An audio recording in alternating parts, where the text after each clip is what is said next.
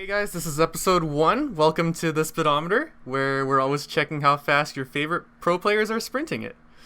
So, for this episode, we're mainly just going to be talking about Worlds, talking about some of our thoughts going into Worlds, maybe a little bit of our predictions, and then we're also going to have our top 20 list of players at Worlds. So guys, let's get started. First off, how do you guys feel about the 4 major regions, like the playoffs that played out, and how you think these teams are going to transition into Worlds? Woo-wee. Anyone have some initial and thoughts? LPL look good. LEC and LCS look bad. Yeah, pretty much that. I mean, we got to see some monkey games all throughout. Like, we got to see best of fives where there probably shouldn't have been best of fives. Like, in terms of, like, 5 games series is what I mean there. Yeah, I definitely agree with that. Especially, It's not necessarily that LEC was bad. It's more so that, like, the playoffs started really well. Like, it had interesting stuff. And then it just evolved into the same thing it's been for, like, what, 5 years? Fnatic versus G2? So... Yeah, I think LEC was really weird because, like, in the regular season, we really saw, like, Rogue and Mad Lions just dominating the split for the most part. And then towards the end, we just see G2 and Fnatic making their regular runs, And then you have Fnatic.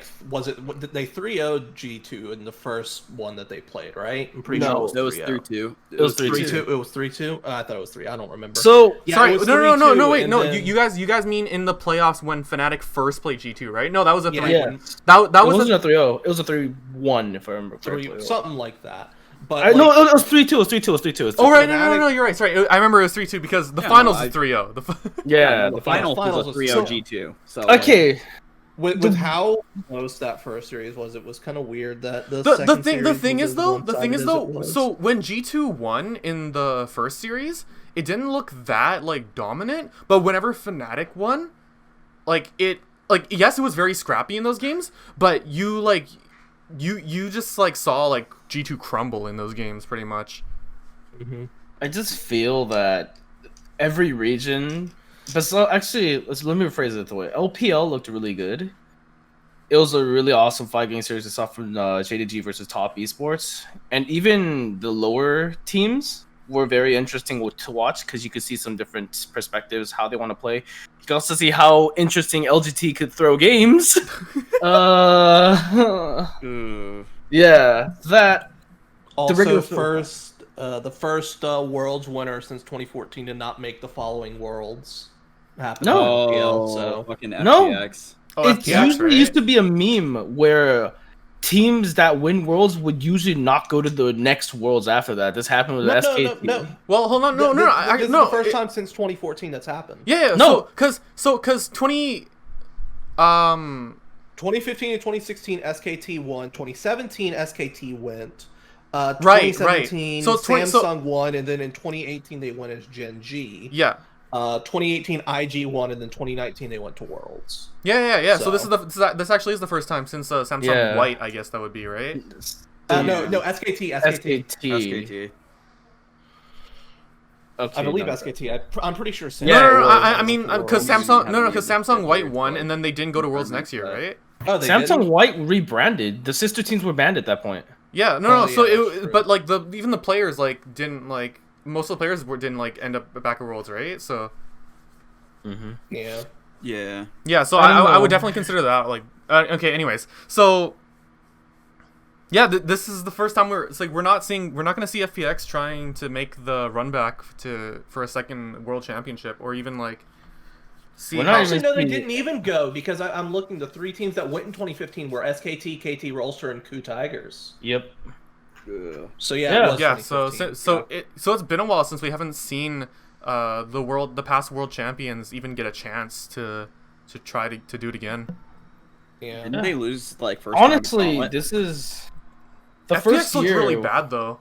Yeah, no, they still made Gauntlet for LPL, but then they ended up losing first round if I remember right. Yes. It was either, We're talking about FPX. No, FPX versus IG was the first series that they had to play. IG. And then I know IG beat them. And yes, then, IG won. Lost the next round to yeah, LGD. IG. Yes, LGD. The whole playoffs were between Suning and It was started off with FPX versus IG, and then Suning versus LGD. So it was a rematch of the third place deciders. Ultimately, that third place match was just a complete entertainment run because there was no meaning to it other than you're getting a third, fourth place. I think it's really crazy that we're not seeing IG and FPX at Worlds, considering like how good like the players like individually like still looked even after they won Worlds. And then all of a sudden they just like it just seems like the teams like just fall off as a whole. Like the Shy definitely, we talked about this before, Kevin, where like the Shy, like his weaknesses really just like got exposed completely. I've been saying this for a while that the Shy, he's the only reason he looked so good in 2018 was because the carry meta was so strong in the top lane. Even though yes, tank. Before you say tank meta, the Shy played a very greedy style. This is exactly the point why people always compared him to Naguri, because they would both take kleptomancy on their laners no matter who they played, and they would just try to brute force their way into the whole lane phase and then see if they could dominate that into the actual team fights. That's 2018 Worlds top lane meta wasn't really carry meta. It was Aatrox Urgot. Ew. And then Aatrox was one of the best champions we saw. Which is why and then you saw Hecarim as like a response to them, and then Victor as a response to Hecarim or something, and then Karma top and Karma and yeah, and then that 2019. Sad. So moving back to this year though, I found it really surprising that I think well, not really surprising, but I think Doinby kind of just like hasn't been able to keep up with like the new like mid laners that have been coming out of China. Like Yagao and Knight are obviously like the big examples where like you can't get away with playing a bad lane just to roam if you're against these mid laners, right? Because they'll find ways to punish you for it.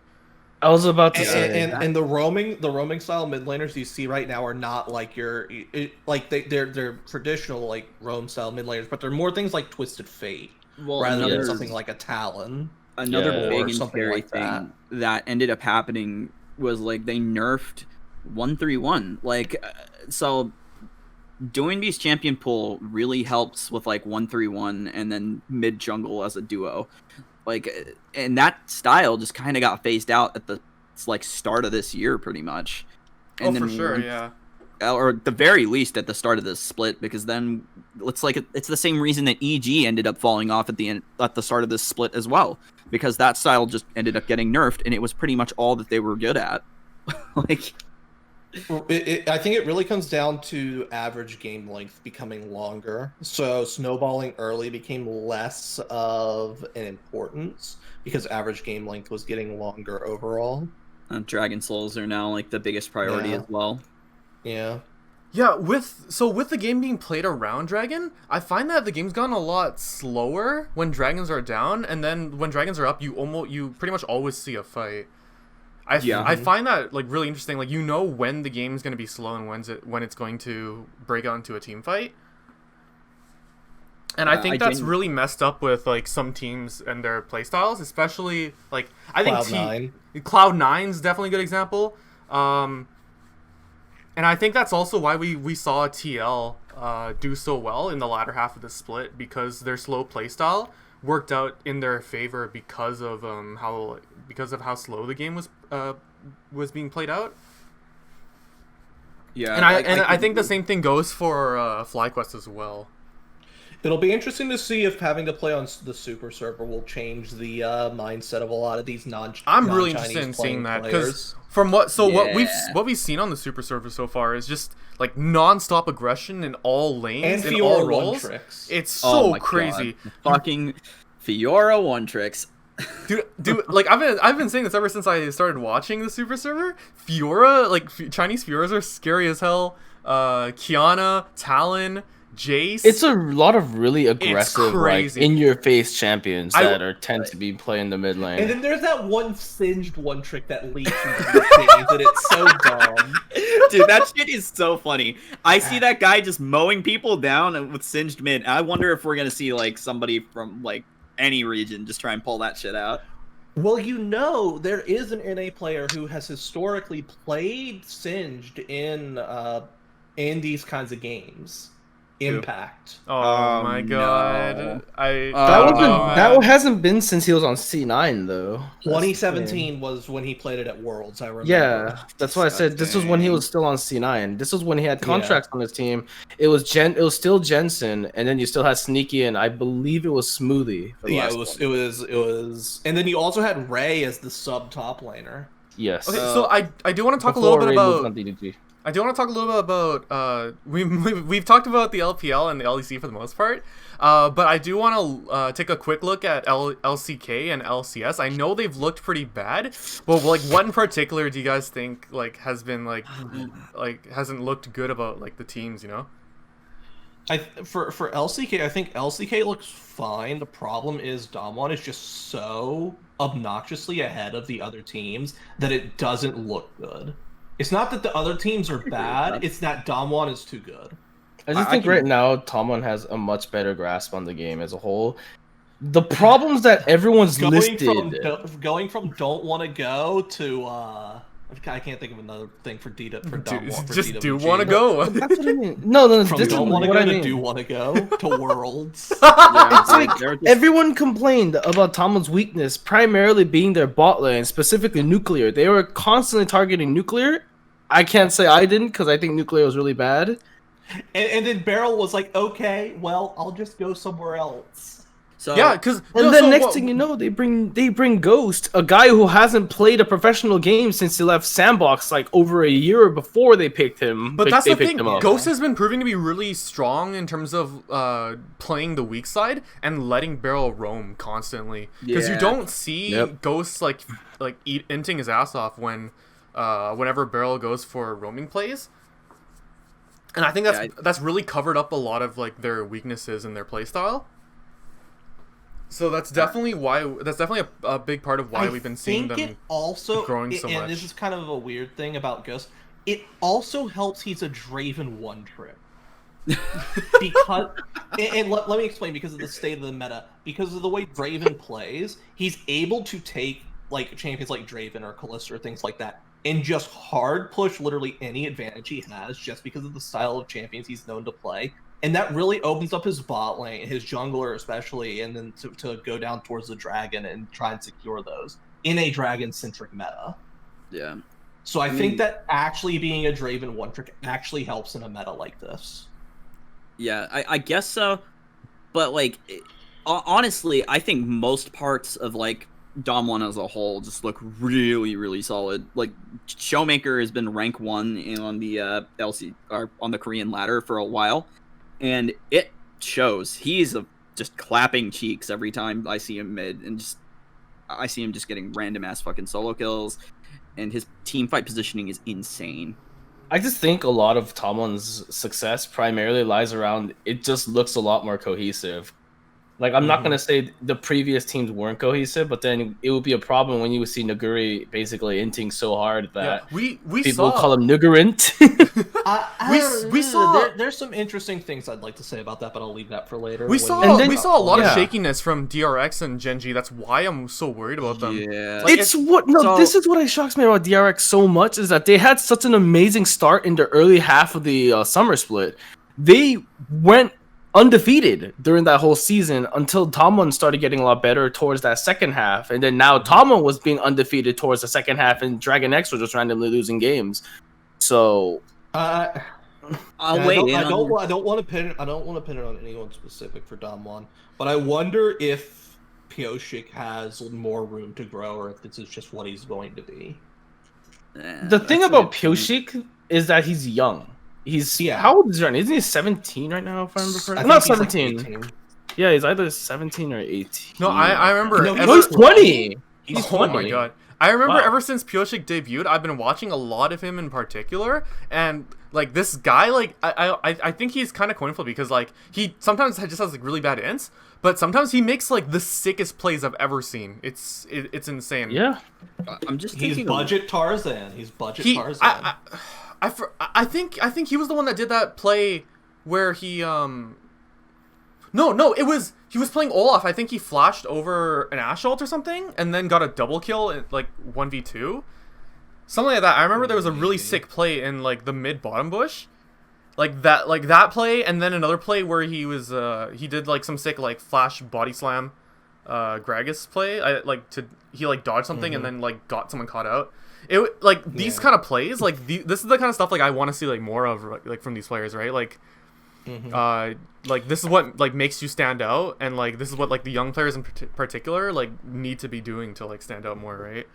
I've So, like, talked to you about this actually when I said Piochik would fit in extremely well in the LPL. Oh Like, yeah. No, he plays super I remember we talked about aggressive. that, Yeah. I think that Gen G is actually looking like a team that I can actually see them getting out of groups. I think if they play more around Ruler like they've been doing and like stick to that play style and just like hyper focus on it, like clean it up, polish it, make sure that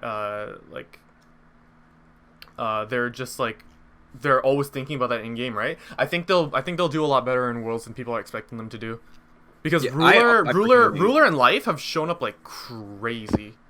Yeah, like Ruler and BDD are super solid, and I think that Quid is also super solid. I can't speak too much on Rascal. I don't notice him in games. Like if I'm being honest. Honestly, with the state of top lane right now, that's kind of a bad thing. But overall, I think it's fine with the rest of his team. I'll also comment on this. I think the overall level of top lane coming into Worlds is pretty low compared to like jungle and mid. I have a few things I'd like to say about that, but again, I'll leave that for the top 20 thing. I just think that the problem is Rascal doesn't play as greedy as, let's compare him to the people that are going to Worlds out of Korea.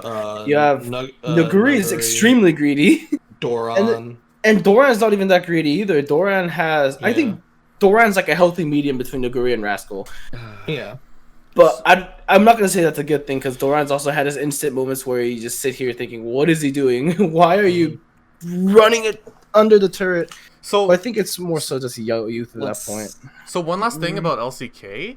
How do you guys feel about T1 not making it? I've talked to you about this in a lot of detail. I was actually I'm not surprised T1 failed. I actually expected Gen G to completely stomp on them moving into the whole stage, because T1 can't seem to decide what they want to do with their players towards the latter half of the split, where you have let's replace. I can understand replacing Faker with Closer to give him time before playoffs, but then I hate what they did with Closer afterwards. That once Closer lost one game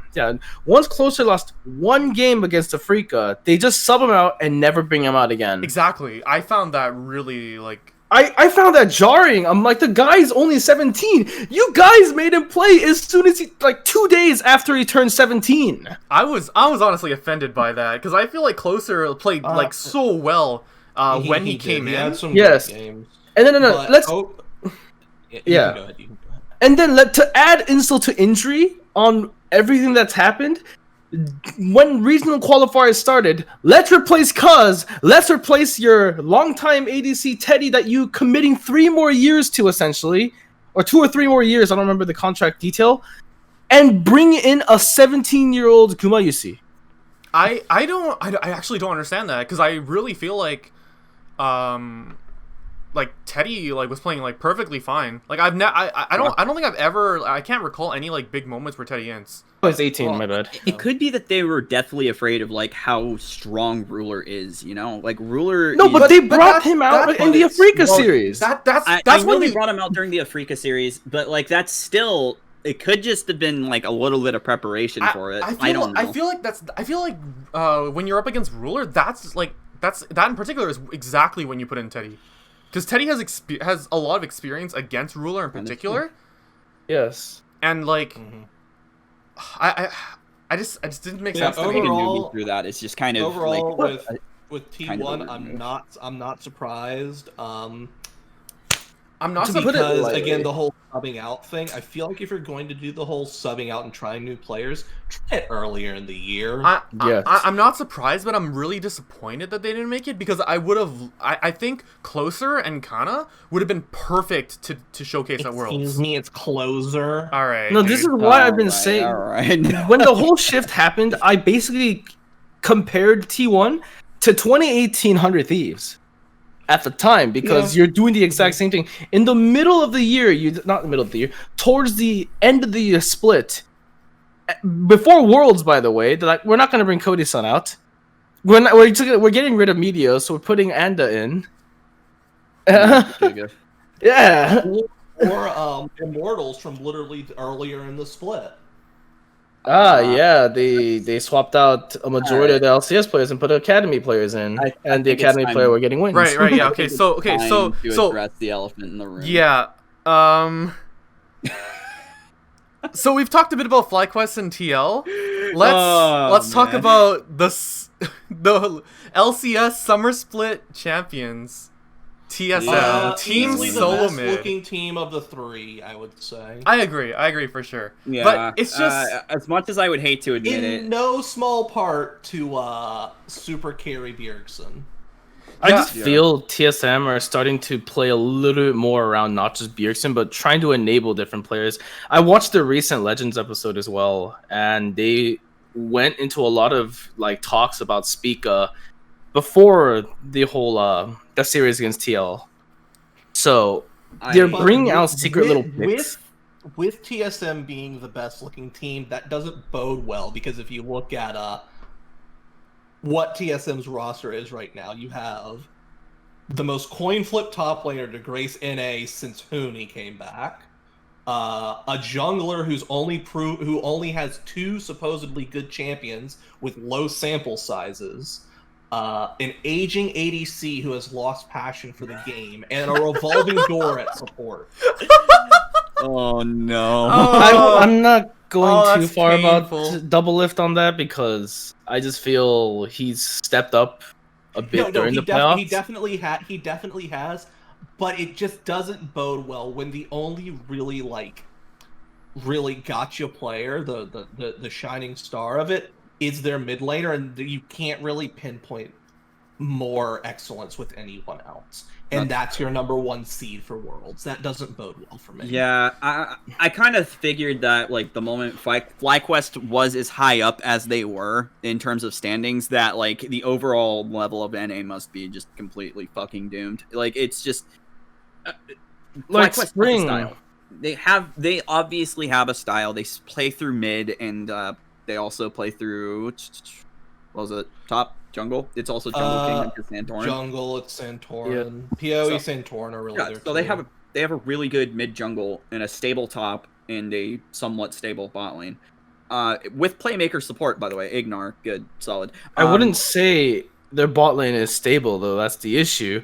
It's just Wild Turtle for a good chunk of the game, and then Ignar just roaming around trying to coordinate with Santorin. The solo queue nightmare himself, Ignar. Oh god. And I will also say this: I think that TL looked like when they were first seed going into playoffs. I think they looked like the worst first seed I've ever seen in like a long time. Yeah, Like, let's talk about Team Liquid. I was gonna say, it also looks bad when your 3rd seed is Team Liquid. Oh my god, man! How do I even start with Team well, Liquid? that's the thing. They came into playoffs at first, and then they slowly started shitting the bed. It's just, I feel like Team Liquid's just a mess. I Yeah. feel like they only got first in the split in general We've because been saying literally the entire split. They Team Liquid are winning games. Congratulations. Where are the decisive wins? Like how many? Like they had like 10 different games go above 40 minutes. Core GJ Against is teams trying like so Immortals, hard, man. Dignitas. It Yeah. was so bad.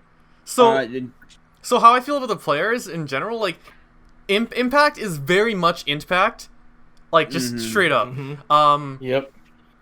Broxa is probably like the biggest problem child on this team, where you watch every game and he just like doesn't do anything. It's so tragic. Even when he tries to, I feel like it doesn't amount to as much as it should if any other jungler was on that team. Jensen, I feel like Jensen's very coin flippy. He looked very solid towards the end of the split, but in playoffs, especially the latter half of playoffs, he looked super shaky. He looked. I honestly think that the Bjergsen narrative was really getting to him. Yeah, It was getting to him before. He hates being compared to Bjergsen. That's the issue. Reminder that people were trying to pin him as MVP. Yeah, I don't know. My issue with Team Liquid is so much inconsistency. You have a Like really, the only really thing that I'm like, yeah, that's pretty good about Team Liquid is their bot lane. I'm not gonna say Jensen was bad, but I think a lot of his plays Fault. and leads were set up a lot by Core JJ. Yeah, and we've talked And about this somewhat before Impact. with NA as a whole and its mid lane pool. You have your top 3 or so, or 2 or 3 or so players, being Bjergsen, Niski, and PoE were what we were saying the top 3 were, and then besides like the very bottom end with like Ryoma and Aka and players like that, the middle is just kind of like this soup of mediocrity that like no one really stands out from it, and Jensen kind of falls into that. Oh, for sure. Yeah, I definitely agree with unfortunate, that. but true. I wouldn't even say Niski was top 3, unfortunately, at that point. I mean, like, yeah, I Yeah. feel like he was definitely closer towards the mediocrity soup. Yeah. You could definitely put him in there. At the end of the split, I would Um, definitely say he was in that yeah. mediocrity suit. Yeah, he was. But yeah, we were towards the end, he talking- was in that no. mediocrity soup. If we were talking solely just spring split, when C9 was super dominant, I'd wholly agree Niski was just top 3. No, he was top 1 in that split. Yeah, no, he was probably best. I wouldn't even go player in top that 1 split. still. I would definitely say there were still players better than him. But the rest of the players in that team were basically just supports to help Blabber roam around and make some Yeah. crazy plays and basically not run it down like he did in summer. I feel like Blabber got solved this. Like, I'll touch real quick on like the C9 plummet. I feel like the moment Blabber got exposed this like season, it was just over. He was just fucking already over. exposed. There was no difference between how he played in spring or even last year. The only difference is that his team would constantly accommodate to it and sacrifice their lanes to bring it for this. I brought this up not only in this Discord, I brought this up in the C9 Discord as well. C9 Discord, some of the people in there have shared the same opinion that Blabber is the same. That hasn't changed. And the biggest Too thing, high resource. the biggest thing we heard about this in C9's comms on their brain check. We heard about it in there as well. Blabber actually just cannot ignore a fight. When he said it himself. When he sees someone, he wants to fight. And I can't understand why C9 fans can't see that that's a huge fault. No, that's why this not just him either. Niski shares that same problem as well. They both admitted this in interviews. Yeah. So- And what in the spring meta, which was a lot more fast paced, that's a good thing. You want to constantly be fighting with how fast paced and how short game time, average game length was. But when you got into summer and things started getting longer, more drawn out, things like Caitlyn and Ash were being brought in stalling games, then that's not really a great thing. Let's also bring in the next reason why C9 failed when you bring in Caitlyn. Zen doesn't play Caitlyn. That was He's insane played to it me. in his professional career. When I Will Dominate mentioned this, the fact that TSM and C9 like both had to ban Caitlyn on blue side, that was insane to me. No, that wasn't even TSM constantly banning it, because C9 were constantly banning Caitlyn. TSM didn't ban Caitlyn. No, like before that, like when TSM was still having troubles with Golden Guardians, it seemed like you couldn't give FBI Caitlyn, but you couldn't take it away because every time Doublelift got Caitlyn in those series, he looked bad. He lost lane as Caitlyn. It was insane. He also refused to buy QSS. So Yeah. That's a different story. You know, we don't need to talk about Oh that. yeah, speaking of QSS, another reason C9 fails eventually in the playoffs, Sven didn't buy QSS a single fucking time out of all Is those everyone games. just like allergic to QSS or something? No, remember that Skarner game? Game 4? I sat there, was like, this is a good time to buy QSS. He didn't buy QSS! And Oh, people God. are going to have to buy QSS going to Worlds. With Lilia looking like she's probably going to be 100% picked. That's you're actually a have to buy huge. That's actually a QSS. really good point. Lilia in particular, her sleep has been like really scary in playoffs in all regions. Like, Pretty I'm much. pretty sure she's going to be 100% picked. It's crazy. Like, I think that it's Lilia's either gonna have pick up priority. Lilia in your champion pool, or you're not going to succeed as a jungler. Okay, so And it also helps that she can be flexed into 3 different lanes. Well, so in pro scene, though, she's generally either top or jungle, though. No one really takes her mid. But she can't. That's not saying, like, yeah, they don't, but she can be, and that's the issue. Yes. So- Yeah, she could be a 3-way flex. So what have you guys taken away from the Chinese super server so far? Like, have you seen any particular players or I have- picks in general that have been standout right now? So I'll list off all the players as of, wait, let me reload the spreadsheet real quick. All the players that have hit Challenger. So we got Jose Diodo on Rainbow 7, the jungler. We have Caps, who's currently highest LP. Oh, never mind. Whippo just passed him. Okay, we have Caps. He's got 868 LP. We got Whippo, 934. He's almost breaking 1,000 here. He was the first to reach top 100, so. Selfmade and Reckless also are in Challenger. Inspired and Hansama also. I think Han Sama's a given, though, to be fair. He's been a really solid ADC. So Isles is the OCE support, and he's Challenger 634 LP. And then it jumps a bit. Then we have Tactical and Core JJ. They are both hitting Challenger recently. Santorin hit Challenger. Treats also. That's also an interesting one to me. And I think that's about it for Challenger. Now, one person that has not hit Challenger yet that I'm kind of surprised about is Larson. Larson's a big one because I've been watching a lot of his matches. He honestly looks like one of the best players on the server right now to me. Yes. Like I would agree. In such an aggressive meta for a Chinese solo queue in particular, it's amazing to me that he somehow still stands out even more so than you would expect like anyone to at like in that meta. Especially since like pretty much every lane's constantly fighting. There's fights around every objective pretty much, and even when there aren't objectives that people are fighting. What the hell am I looking at? But my one takeaway from the super server so far has basically been A lot of and this has been a thing. This has been a thing for a few years now, ever since I started playing League back in 2016, 2017. Is that I always see high elo players, especially in America or in US, constantly complain about one tricks. And I wonder with the high skill level and the sheer number of one tricks on the super server, if it's going to change some players' mindsets onto, instead of constantly degrading one tricks, into utilizing their knowledge on specific champions in order to further their own gameplay. So what I'm hearing is, do you think we're going to see picks like Fiora and Kiana in pro play?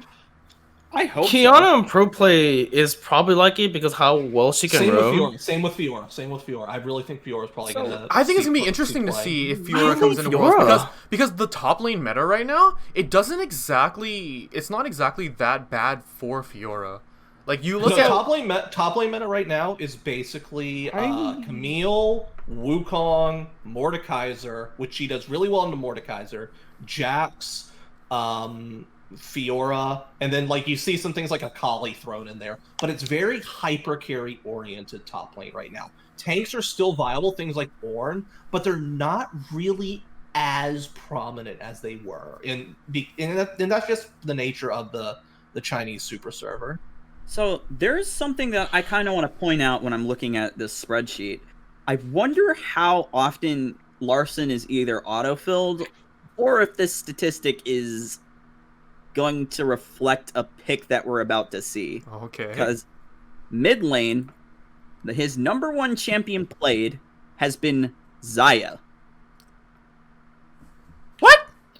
Let that sink in for a little while. It's Xayah. I've been saying for years that I want Xayah to become solo lane. What? Wait. No No way. No way. What? I can dump the link to the spreadsheet here. Okay, you can hold see on. it for yourself. If so, wait. So, oh wow, that's so because we've been seeing Rakan being played specifically for Ignar and Biofrost, I feel right? like he might be So, duoing with someone. So I'm wondering if could be we duoing. see Xayah come up in the solo lanes, because we haven't seen her in bot in quite a while, right?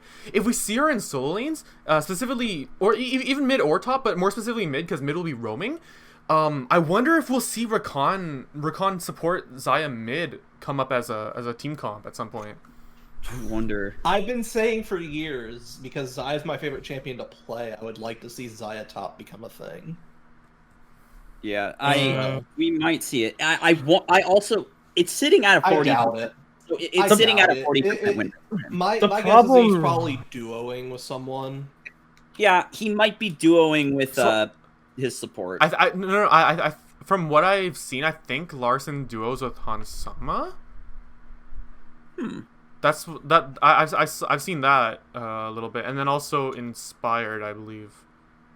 I just feel that it's not exactly going to be viable because not only is Xayah extremely squishy, but she's very immobile. Yeah, no, You for know what sure. it Like, might, you know what it might also Lately- be?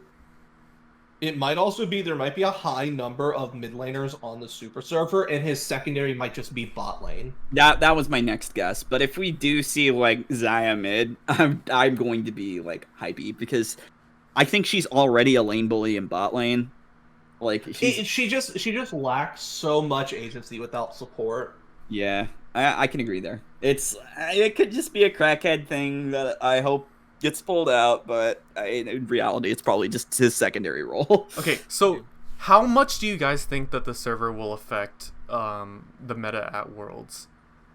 I hope it's going to be not so much the server, that it's just going to be teams finally scrimming each other and everybody figuring out a sort of meta that's hopefully not changing too much, considering that Yone is not enabled. What I want to see from teams is I hope that they take the aggression that they're dealing with in solo queue and learning to adapt to it and kind of push back on it. Because in LPL we see teams like just fighting all the time. It pretty much just looks like solo queue, except obviously in a more organized format. But I'm hoping that I'm hoping that other teams like in other regions don't just try and like match those scrappy fights. I hope they try and push back on it, like more like cross map punishes for bad team fights. You know, I want to see that kind of thing come up more often rather than just taking the fight and hoping that you win the team fight. You know? Yeah, I was gonna say, like, looking at the super server, like everyone looks at like LPL and is like, oh man, there's such a hyper aggressive server with like all their level 1s. It looks tame compared to half the games on the super server. It's Like- just China loves to fight. They really love to It's fight. tame. Honestly, it's been kind of a like. It was a meme for so many years because of how bloody their games got. And you look at the international stages before they finally won their first one in 2018. I think it's kind It of was a nice always change. just it was Like, change of always just a pace. ton of fighting. But the only reason it didn't work out as well as it did is because not only were the average game time so long, a lot of teams would emphasize vision as their biggest priority. Korea used it so much. Like when I compare like games back from 2013 to like 20, I don't even remember, 2015, 2016 era, a lot of the games were extremely long because a lot of teams would emphasize on vision and then fight off of what they could see and then go from there. That's what made teams like SKT so successful. And then when vision changes started to get worse and worse, they would get nerfed. Now look what happens. Now teams are starting to fight, but the fights aren't always completely coordinated. Yeah. We'll see though. I feel like it will definitely have some I feel like it'll have some impact on the meta worlds, but I don't know to what extent that would be. Okay, so It's really a shame we can't see Vietnam. Otherwise, this would have been oh, super yeah, we should- bloody yeah, game. we should talk about that. Yeah, We should talk about that a little if we bit. had seen if we had seen Gam, I was putting Levi in my top 10. I still remember the I think it was Fangfu Buffalo versus IG. It was just nothing but straight fighting. All I can think of is Fnatic versus Gam at Worlds 2017. The Nocturne game. Nocturnal 5 minutes into the game. Ugh, Oh no. disgusting. Yeah, that's really sad that we're not going to see an entire region. A region, not only an entire region, but a region that's been growing at a massive rate, too. It's Yeah. not even right. That The sad actually part is, compete. They actually compete year in, year out. the sad part is It's it's not really even Vietnam. It's not even like if it's not even because of Riot. It's not It's even because of it's because of the coronavirus. government. Yeah. Coronavirus and the Vietnamese government basically said, "You go. We're not bringing you back." Yeah, that must have been scary for them to like, for the teams to hear and, like, think about. I was shocked. I sat there, like, "What the hell?" I mean, I guess, like, in the end, like, you know, like, you have to, like, as a government, you have to, like, prioritize safety at some point. And The US esports. doesn't. Let's not get into politics. Let's not get into politics. Yeah. No politics. All right, okay, Nah, so let's. dude, there's no such thing as quarantine here in the U.S., boys. All right, let's move on to play-ins. So, Oh Looking- yeah, baby. all right, so looking at the teams here, I think one of the most important things, especially for NA, is that TL's on the opposite side of LGD. That's I already don't really think that good. shit's gonna matter, but okay. I mean, LGD is going to be first in their group anyways. I think Yeah. I think with this draw, I think this is probably TL's best chance of getting first in the group and just bypassing the playoffs. I wouldn't say going first, but I definitely I hope would not. say this is Second. TL's best chance to qualify for groups without any issues. Because I don't expect anything out of Legacy Esports. I don't expect anything out of Supermassive, and I certainly don't expect expect anything a out of fair INTZ. But the thing is, I expect things out of INTZ and Supermassive personally. we've heard a their lot history. about we've heard a lot I mean, about both of Supermassive those for teams, sure. I'm pretty sure have made it to groups. Actually, no. No, none of them have. No, INTZ literally made it to group stage and took a game off of EDG in 2016. Did they? Oh, Yeah. I remember that. Yeah, they did. Am I just thinking of a wrong event here? Worlds 2016, you said? INTZ, they took a game off of EDG, Worlds 2016. You are right. They were in the group stage. And they took a game off EDG. Huh? I don't No, know this. uh, Okay. So Their only win of that group stage. Yeah, I see. The my 1-5. bold claim here, and I've been preaching this for a while. TL doesn't make it out of play-ins. I mean, yeah, I was going to leave that for if we were going to do 90-50-10. But yeah, my 50 is TL doesn't make it out of play-ins. Okay, so let's talk about how these groups are actually gonna go. Because I actually think Mad Lions has been looking pretty shaky, especially in their playoff run. But it's still mad. I mean, It is Yeah, still I mad, have to but say. here's the thing. It's still like if you were to compare Team Liquid and Mad, it's still Shadow versus Broxa. Yeah, it's Shadow versus Broxa. Shadow's just gonna completely blow Broxa out. Not only that, but I think Mad Lions' bot lane is a little bit better. do you think we'll see Broxa play more aggressive though? Yeah. Like Maybe. based on like because like now like there's like scrims and like obviously like solo queue, right? Like do you think that might change him a little bit? Maybe he'll like No. start playing more aggressive? I don't think so, man. Here's if he was gonna I really were to change- take a guess. If he was gonna change, it would have been earlier. No, Yeah, it would have All been right, way let's earlier in refer the to year. Chinese man. solo queue real quick. Oh Mans no. Nans' Diamond 1 sitting at a 43% win rate. All right, okay, we can move on from that now. Yeah. Okay, so Yeah. looking on the other side, like I don't think anyone's gonna argue that LGD gets out of that first. Yeah, Yeah. LGD. Like, I feel like Unicorns or V3 could put up a fight, but I don't feel like that they're gonna put up a fight for second, not for first. So, my biggest claim right now is going to be that Mad Lions is the only one that's going to get out of Group A, and then Group B is going to have three. I don't know which three teams, aside from Like LG, it's going to be LGD, yeah. but I don't know the other two teams that are going to make it out of Group B. UOL and V3 are what I'm saying. UOL and V3. Yeah, are the two that I would say. So UOL, because they have been reportedly a very scary team from like sources like Peter Dunn, In the people scrims, like right? I mean, when you have been... when you have a Hanashik, I feel like you have to.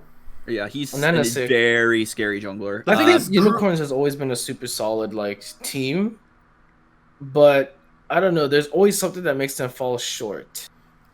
I think the Group B is just really scary overall because most of the teams here, even though they don't like we don't know like the international matchups, like regionally, all these teams look really good. Yeah. Like I V3, feel like I was looking at Group B, like trying to figure out who I think is going to get eliminated, and it's really hard. Like my gut says Rainbow 7, but I really just don't know. Their jungler is like one of the few people in the challenger at like the Chinese server. It really depends. You never know with this kind of thing. Okay, so I'm gonna ask you guys a pretty hard question. Group A, I'm not really gonna like go over it too much because I don't think we like really have like a good insight on the worst teams in that group. But for Group B, who gets dropped out?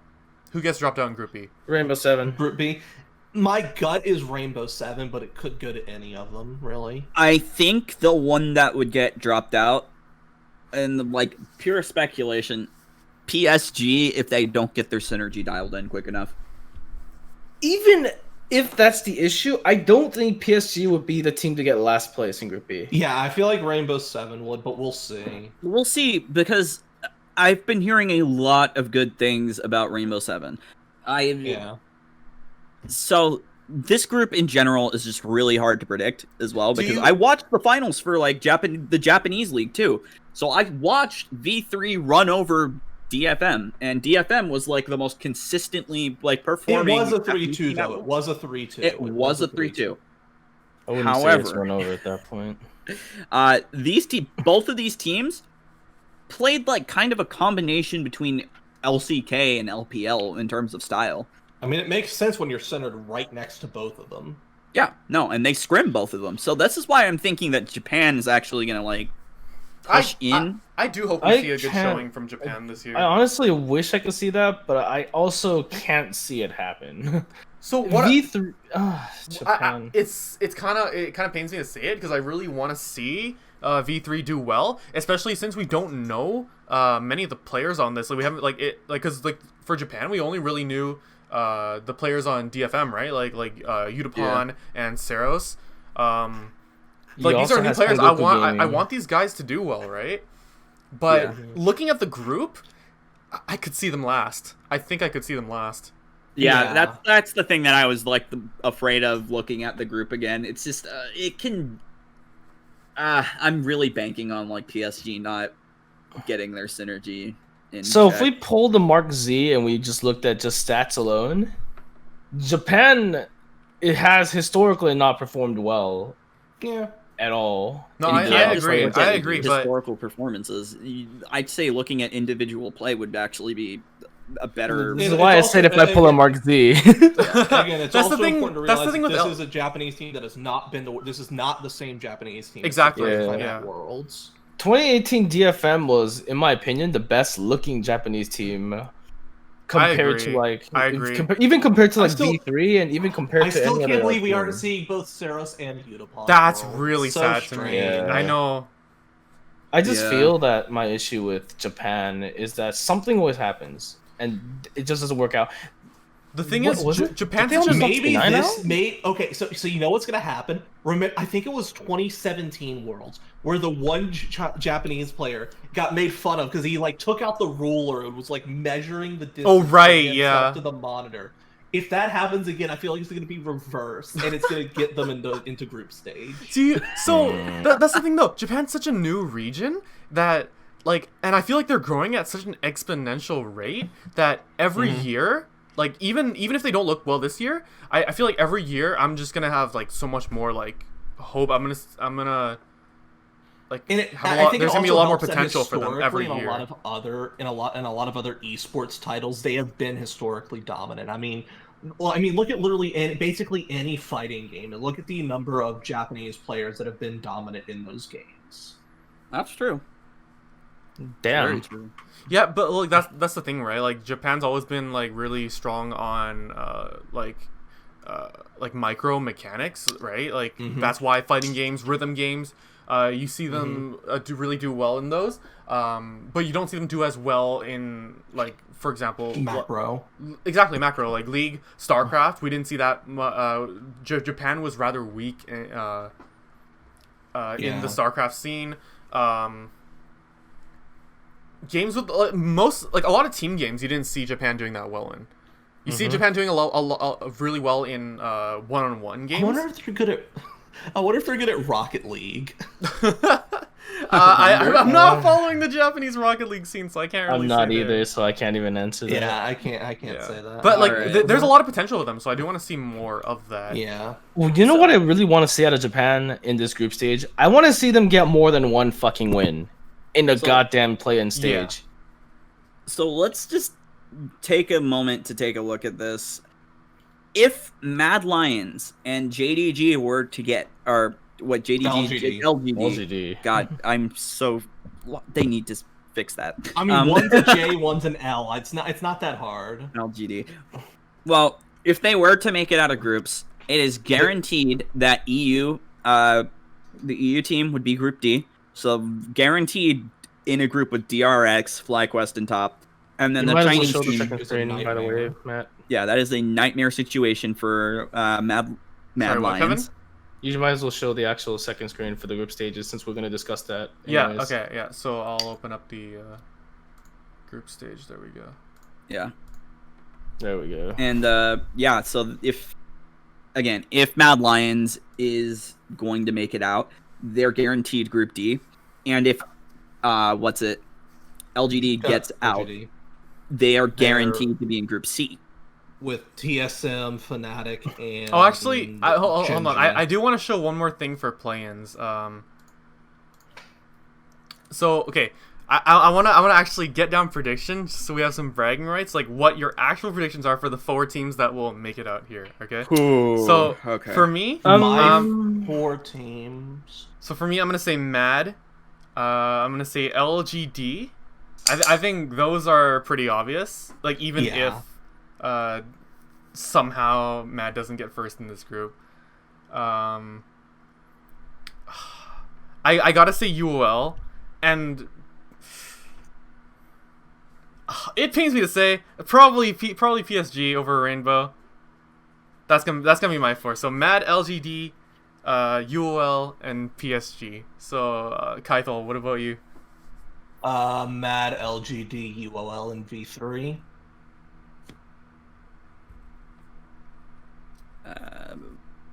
For me, it's the same. I'm gonna go a little bit and be controversial for the sake of it. I'm gonna go.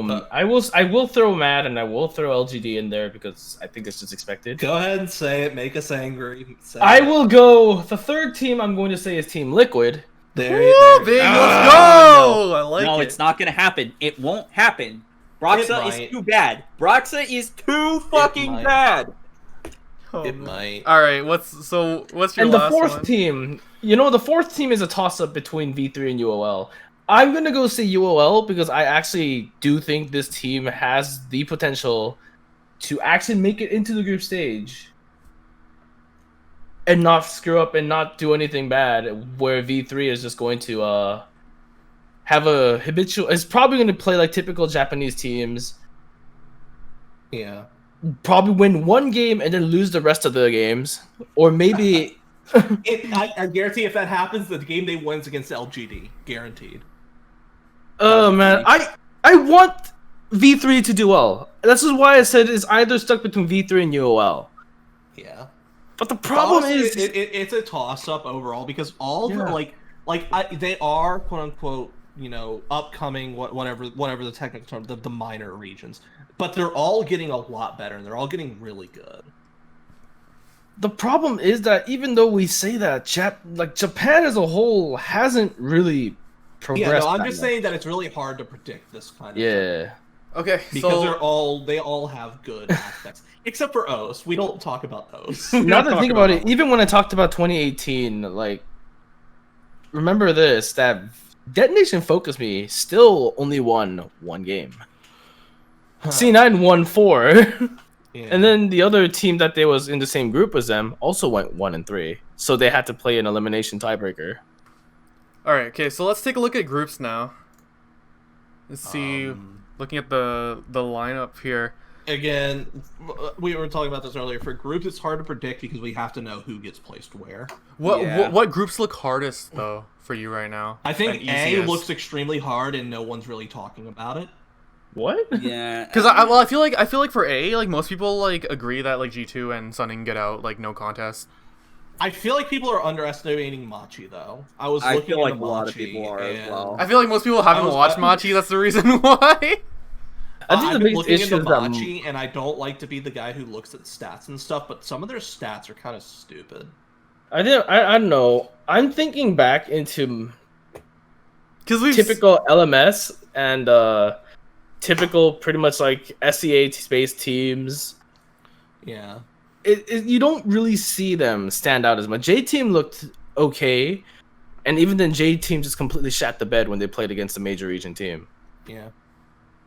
And- Here's what I'll say about Machi, and I mean, like, stats are an awful thing to go off of based on it only. Yes. But 5 of their 6 players have a KDA above 4.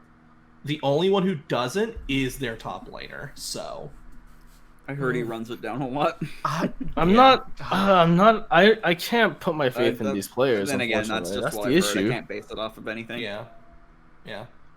It's like, for me, if I had to even decide which group was literally the hardest, I think Group D can easily be something that you could stay in. Just consider Well, it the blunder. I would say it's a toss up between B and D. I Those thi- two so- seem to be the most difficult. Yeah, because yeah. I think we can all agree that top esports looks better than Tamwon. But the thing is, we're looking at the second teams as well, right? Because like there's a second team that gets out of each, and we Yes. look at the second ones for those. It's probably DRX and JDG. I think JDG looks a lot scarier than DRX. Yeah. Yep. I think I've said this with a few people. JDG is basically a Korean team in LPL because they play. I'm not wrong. They play a much slower paced game. I mean, they have Then Kanabi. typical They have Chinese Kanabi. teams. No, The Kanabi thing, this shit doesn't even matter. That team plays extremely slow. I looked at it for a Chinese team. I think one of the matches was like 3 kills in like 15 to 20 minutes. I'm like, what the hell is this? Am I watching LCS? What is this? that's the I mean, that's the just- thing, Yes, it would right? be That- 3 kills in 35 minutes. that's the thing, right? The players on JDG are very stable laners, so they don't really lose much early. But then like you see like Gao, Kanavi, like they'll still like pop the fuck off in late game. So I'm just gonna address Group D real quick. All right. How the fuck? In what world? Even with like Mad Lions coming in what world does FlyQuest not place bottom there? I Santorin don't has do to it. go. Smurf. He just has to go. Sa- He used to unplug his monitor and unplug like everything, and then let somebody else take over from like. I the don't fucking main- see FlyQuest getting I don't it. know, No, here's the dude. thing: is that the moment FlyQuest got placed into Group D, you already know they have no chance. Even if Dragon X plays inconsistently, their worst points, in my opinion, are better than FlyQuest's best points, Yeah. Oh yeah, and I that's the definitely agree with that. problem. God, I hate how the first match that we're gonna see out of group stages in Worlds is going to be FlyQuest versus. If Top. anything, FlyQuest is probably going to exhibit the typical NA quality where they look good in group like week 1, and they completely shit the bed in week 2. I can't Yeah, stop. better hope that. I can't In stop. case you guys can't tell, none of us are confident in NA. We are not confident in NA. I can't stop thinking. The only if you want NA and my thoughts, the only team I think has a remote chance to get out of group stages is TSM. My Yeah. guy, I can't stop thinking about Wild Turtle versus Jackie Love, man. Oh, dude, It's he's just gonna be get bent so over. bad. You know that's gonna The happen. problem is Yuyanja and Jackie love to synergize with each other. Yuyanja also makes good time roams. So Doesn't leave his ADT. He doesn't leave his ADC to starve. Here's my problem as well. I feel like we know TSM as a known quantity, so it's not really whether or not TSM can step up and make it out of groups. Are the other teams going to falter and let them out of groups? I think it's very possible. Fnatic is a very, very coin flip And team Gen.G, right now. and Gen.G. I mean, like, And Gen.G is an like, extremely coin flip team right now. That series they had against Dragon X was a huge example of a massive throw. And then you consider I'm the not- TSM I'm not as versus... And then you consider Gen.G versus T1 finals in spring. A complete choke. Yeah, I'm not as confident as I was when I said in 2018 that Gen.G would not make it out of Group B at Worlds, but it's really hard to say. I think it's possible, but the problem is that both teams have a historic history of choking or throwing, and I'm not even going to say TSM doesn't have that. TSM has that as well. But I feel like TSM's more of a known quantity in this kind of situation than those teams are. I think if Pick'ems TSM are looking rough this year, boys. Oh yeah, wait a Pick'ems are second. looking rough. Oh man. Here's what I actually want to also bring up is that the meta at the time in NA was revolving around giving carry tops a bigger priority. That's given TSM their victories in playoffs. Is TSM going to pull that off? So what I've been watching so far of Broken Blade, he hasn't actually looked that good in the He hasn't looked Super server. amazing. He hasn't looked that good in the Super server, mainly because of his laning. I feel like from what I've seen, his laning just hasn't like been able to keep up with other top laners. Like he'll take bad trades, he'll mismanage the wave, he won't match roams like scuttle fights, that kind of thing, and he just hasn't really been standout in the Super server yet, which I find really odd because he plays these like carry tops that are being played in solo queue right now, like Jax, Fiora, Aurelia, Camille, right? And Akali. Oh yeah. So I've been worried for Broken Blade. I don't know how he's gonna match up against these international top laners. Mm-hmm. Yeah. I think he'll He's do flippy alright. even in NA where the overall level of top. Wait, is just oh, kinda- never mind. Bjergsen's Yeah. should be hitting Challenger pretty soon, actually. Yeah, he's pretty close. Yeah, he's about Yeah, 444 I feel LP right now. Here's the thing. I feel like simultaneously the hardest yet easiest group to predict is A. I actually would have to say, Uh, out of every single group, Group A is the group of life. If you had to bring it, but it's not exactly an easy group of life either. Yeah, it's not like years past where there's like very clearly a weak group. Group A is still an extremely difficult group. I think Group B is probably like the easiest to predict though, because Yeah. there's no Group B way. and Group D. Again, Tamwon and We have to wait on where JDG, LGD goes. I'd probably put Tamwon and JDG in the top 3 teams at Worlds, like just straight up, along with if- top, right? I mean, like my top 3 teams at Worlds are top, Dom1, and JDG. So yeah, Group D is for Group of Death for any Western team that comes into it. So Yeah, I feel like in terms of groups that are like obvious who's gonna get out, it's probably B, A, D, and then C. I put A over D just because again DRX has been really shaky. Like yeah, A lot of teams have been really shaky in the whole playoff situations, unless your name is Top Esports and JD Gaming. man, if we get and UOL, Dom1, And Tom won. if So we get only U- had to play, okay. they played 3 games in playoffs. So Also, I'm I gonna forgot just- to mention this before. Isn't it stupid that NA can play LPK. 18 games in a split, but TSM has to play more than the games that they played in the regular split? TSM playoffs? played 25 games, by the way.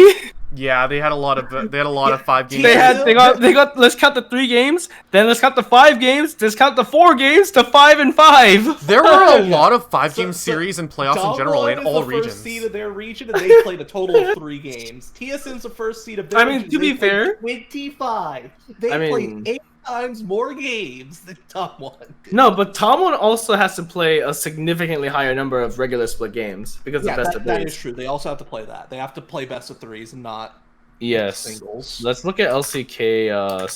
Let's look at LCK Summer 2020 alone and look at the regular They were split. 16-2, I think. Yes, but I want to really see how many actual games they've played, which is why I look at their stats because they should have the. So, all the major regions had a lot of Game 5 series in the playoffs, and it makes me think that we might see closer matches. Okay, than there we're we go. thinking. 39. I hope So yeah, Tomlin played a grand total of 39 games. Oh my God, Dragon X. 42. Dragon X played 45 games. Holy crap! And you know what? I'm gonna just toss this out here. They played the most number of games. I think that these groups become significantly harder to predict, and once the play-in qualifiers come in, because I think that Unicorns of Love is very scary. LGD is really scary, and Mad Lions, I think that they have potential to beat out DRX in some cases for like the second spot in Group D. I could see that. I One more just think thing I want to bring Mad up. is coin flip when it comes to the situations. I that agree. matter. I agree with. I think Mad. That's why I don't have as much confidence in Mad in. Like, playing shit remember, because of they how came coin-flippy in, they are. they almost got first. All they had to do was beat Schalke. The miracle run. And Schalke beat Mad.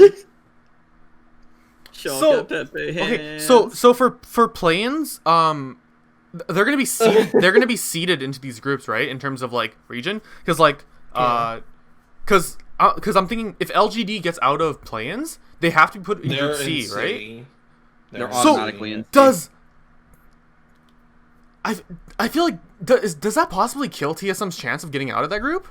Potentially, it really depends. It Potentially really does. depends. I Wait, would what say happened? that in terms of like difficulty to predict, I think C is going to be the hardest. I feel C is the Yeah. hardest because every one of those teams have high peaks and very low lows. exactly. If you throw LGD in exactly. it doesn't change it at all. Hold up. Azalus is apparently having issues with how I pronounce Schalke. Schalke. Technically, it is Schalke, though, if you consider how the Germans Schalke. sound. So Yeah. okay, all right, okay. So if LGD goes into Group C, I feel like that's probably the worst group for Pick'ems, right? Like, Yeah. how do you predict that group? Predict Fnatic chokes. Schalke? Yeah. No, you have to predict Fnatic goes 0-4 in the first week, and then somehow just gets kill. out anyways, because that's the Fnatic way. I can't believe they got away with that 2 years, by the way. Oh my god. Ugh.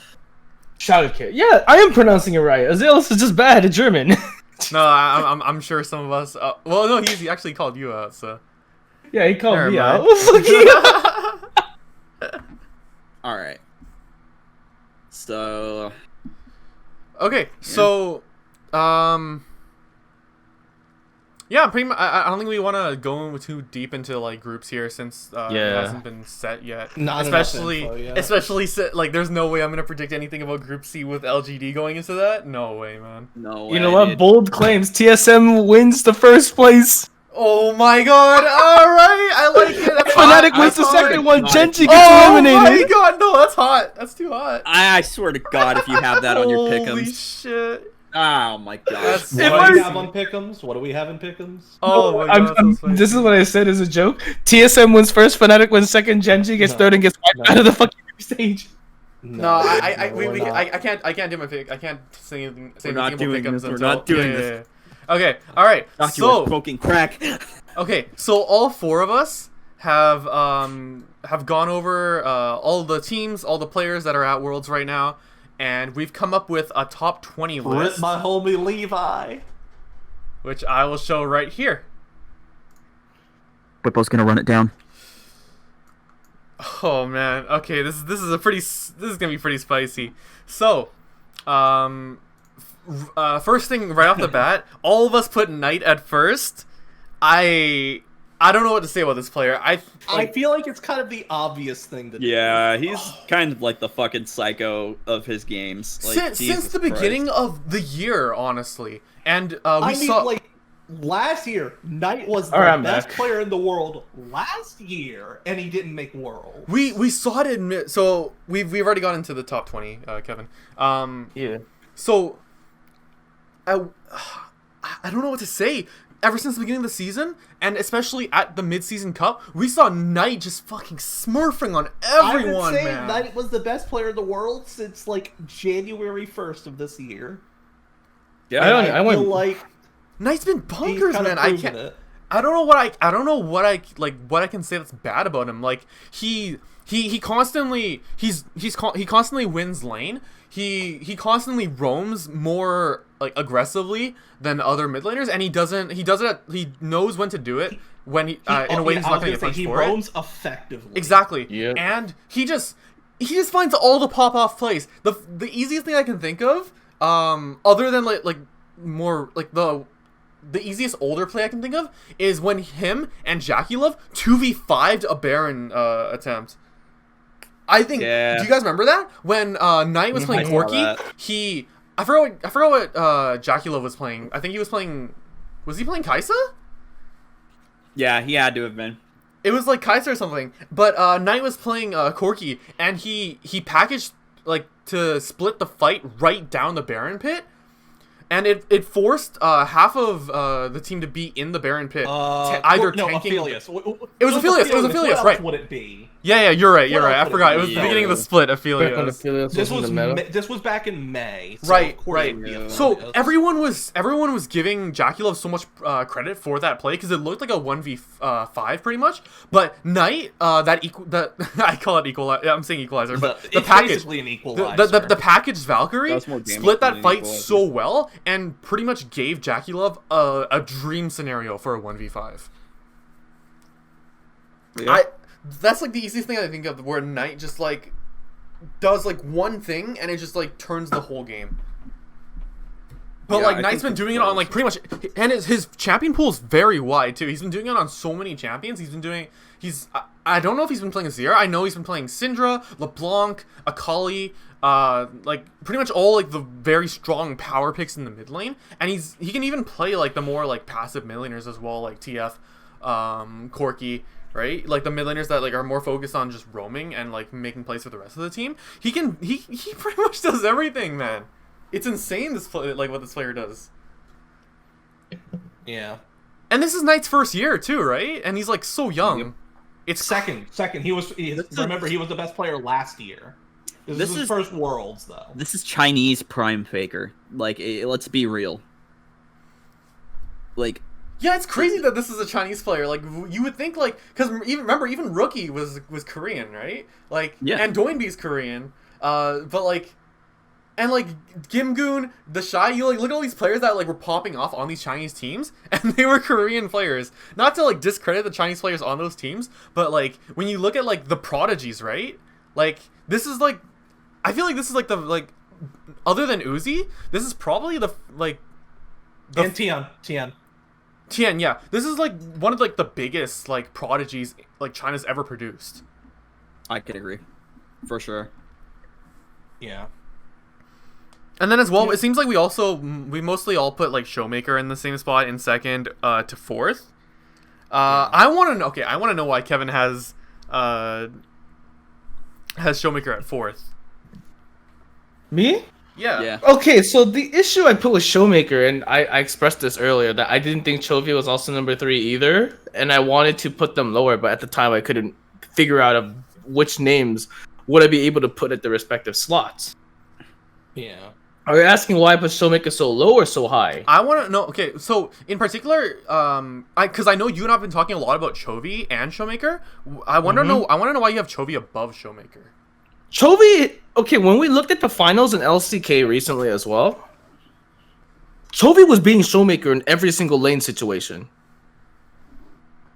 And considering that Chovy himself has looked absolutely amazing in Dragon X, despite the mess that you can see from whether it be Doran, Pyoshik, or even the bot lane just failing to meet expectations, Chovy's usually looked like a shining player. Or their drafts. Yeah, CV Max's drafts. Yeah, CV Max kind of trolls draft a lot.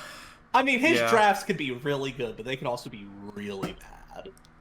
Yeah, he talked in an interview about his drafting process, and it honestly, like, I mean, maybe he's just trying not to show too much, but some of it sounded really like simplistic, and like if he doesn't consider like certain other factors at the same time, like those drafts can be very, like can have like huge flaws in them as well. Like, he said. I remember he said one of the like the NA thing that was like this champion like fits well here, that kind of thing, which is like very surface level in terms of drafting. I feel like that's really a fault for them. But I agree with you. I think Chovy shines a lot through that. I just feel like Showmaker like can't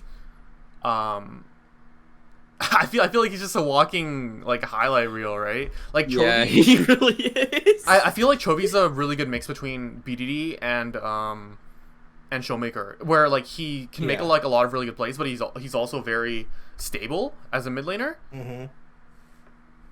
But for me personally, I feel like Showmaker just like against international teams in particular, he's just gonna he'll be able to step up like way more than Chovy will be able to. And I think we kind of saw that at mid-season cup. Mm-hmm. Oh yeah, no, that's a good point as well. When Damwon were the only team to really make it out of that situation. I definitely agree with that. Okay, so another thing we all put at top. Actually, no, it was Gen G that made it out, not Damwon. What am I thinking? I think all of us. Here's something I'm wondering. Okay, so Kaithal and I have Kanavi very high on this list. Yeah. While you guys Kevin have or Shunpo and Shadow have him quite a bit lower. Yeah. Okay, like I'll go first and talk about why I think Kanavi's so good. Especially as such a young player, I think there's a lot of pressure on him to perform, but not only that, there's a lot more pressure when the team's playing around you, and with how much, especially in the first half of the split, how much JDG played specifically around Kanavi and put him as the carry for the team, he really showed up and played that spot very well, even on champions that back then weren't like carry types, right? Like Olaf Trundle. Okay, there's one more tank I can't remember. But like Olaf Trundle were obviously like the main meta back then, and even like Volibear, like he'll still, and Rek'Sai was another big one. Even when Rek'Sai, most people would say wasn't really that strong in the meta, he still like he can still carry from that position, and with these champions that aren't really meant to be carries, he can the fact that he still carries on them like blows my mind. I think that is such like a high point for Kanavi as a player. You also have to remember he did all of this right after coming out of the clown fiesta that was Griffin. Oh, okay, we don't. All right.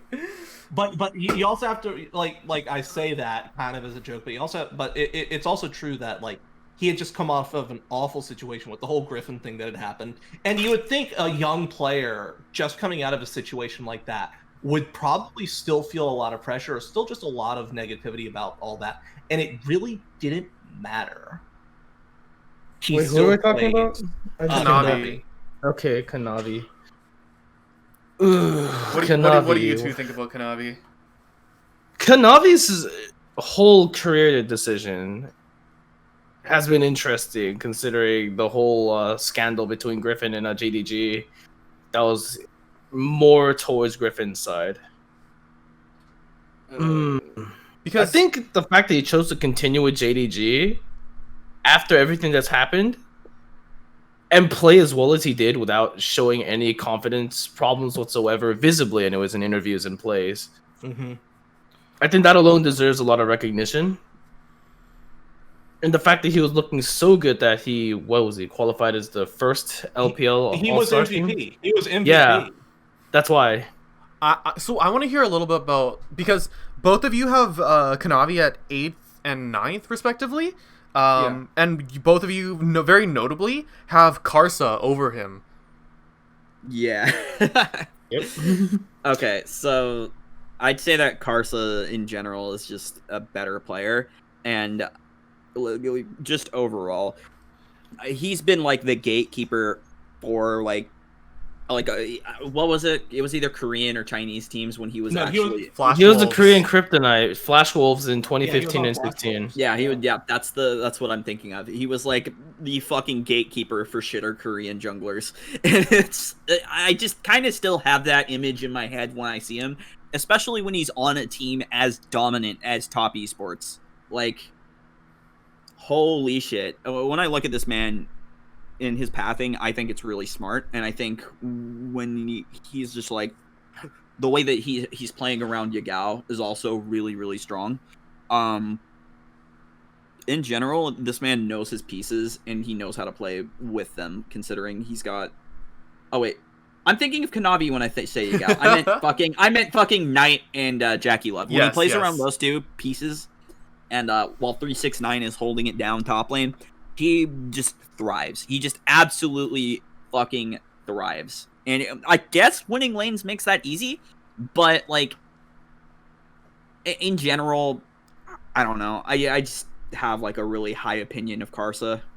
So Kaithal and I both have Karsa down at 13th, while we have Kanavi up at 3rd and 2nd.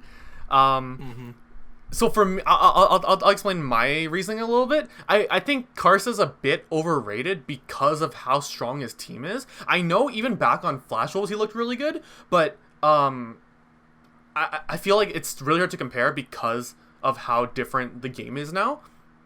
I really feel like every other, like, You also have to remember who his teammates were on there. He had Betty, he had Maple, and Sword Art. but no, Betty well, wasn't I'll give him the credit for on Flash Wolves, because on Flash Wolves, like, yes, his teammates were good as well, but he was one of the standout players on that team. Like, I know people like put him on a lot of like top 20 lists, like even back then as well, right? And like I don't disagree with that. I think Karsa's really good. I think Karsa was really good back then. I think Karsa's really good now. But I think that compared to Kanavi, I feel like his teammates are just like way too good to like give him like that much credit for his plays. And I feel like how do I say it? Like, I feel like if he was played around as like the main carry, I feel like he wouldn't like show up as hard as Kanavi does. I think for me on why I put Karsa where he is above Kanavi is primarily because one, he has not only does he have a lot of experience, both internationally and domestically. He was part of a domestic Flash Wolves team that was part of that Korean Kryptonite, but he's clearly knows his limits when he's working with his team. Yeah. When he first joined RNG, I was a little bit skeptical because it's like, hey, you're going from a depreciating Flash Wolves to suddenly joining RNG. How is this going to work when you have to play around mainly Uzi? That team almost completed a Grand Slam that year. Mm-hmm. If it wasn't for good old G2 Esports. If they didn't throw to G2 Esports, they went up 2-0 at the point. They actually lost reverse sweep-wise. I was really upset at that point. I would also like to ask, Zeke, what is that at number 16? Oh, no.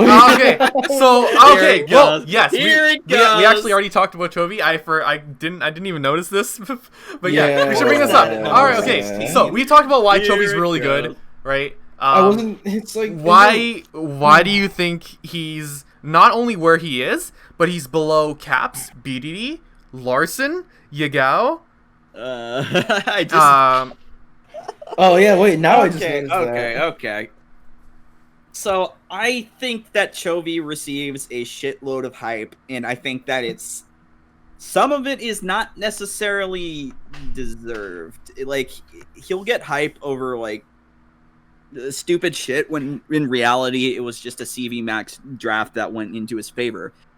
And like, I mean, yes, but CV Max drafting doesn't get you a 100 KD. Let's also not forget Chovy actually still looked really good when he was on Griffin at Worlds. Yeah.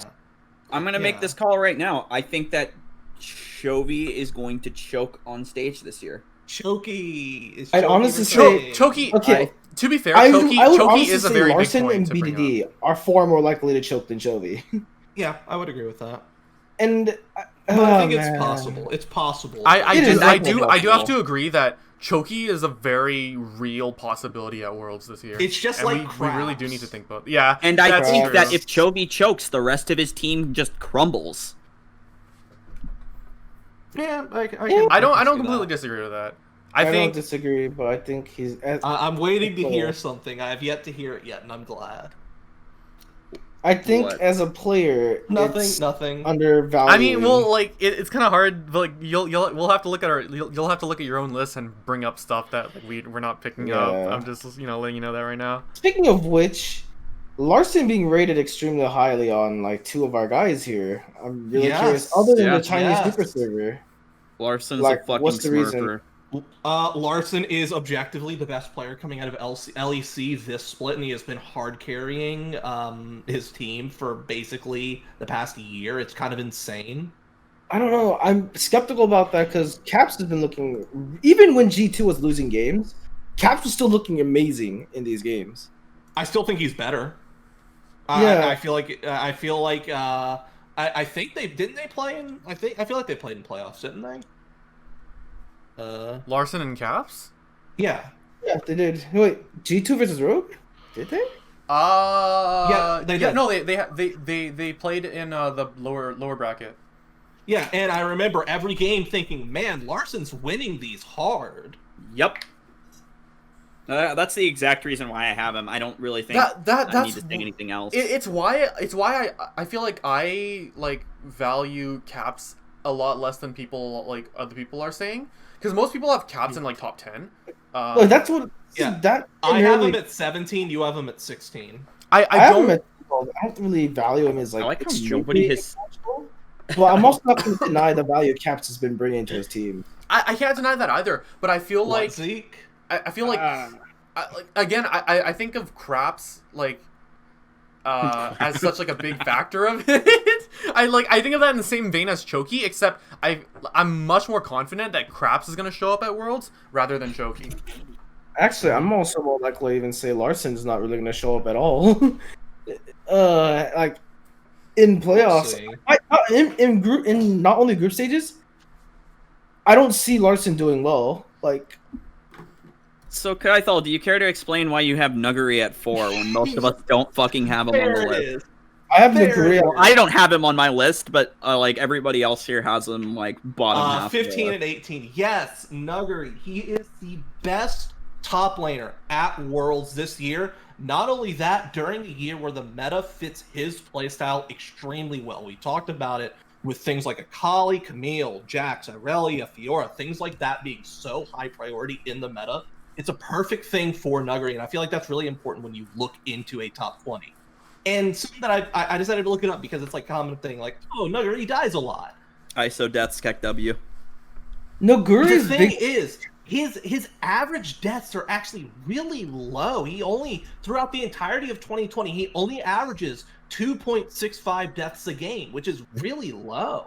I mean, the issue that's I have low with compared to Guri is last that he's year. extremely greedy, and that greed often. Yes, he is extremely greedy. But the thing is, if you look at Nuggery games, and people have been saying about him for a couple of years now, it doesn't matter how far behind you put Nuggery, he finds ways to be impactful to his team, no matter if he's 5-0 or 0-5.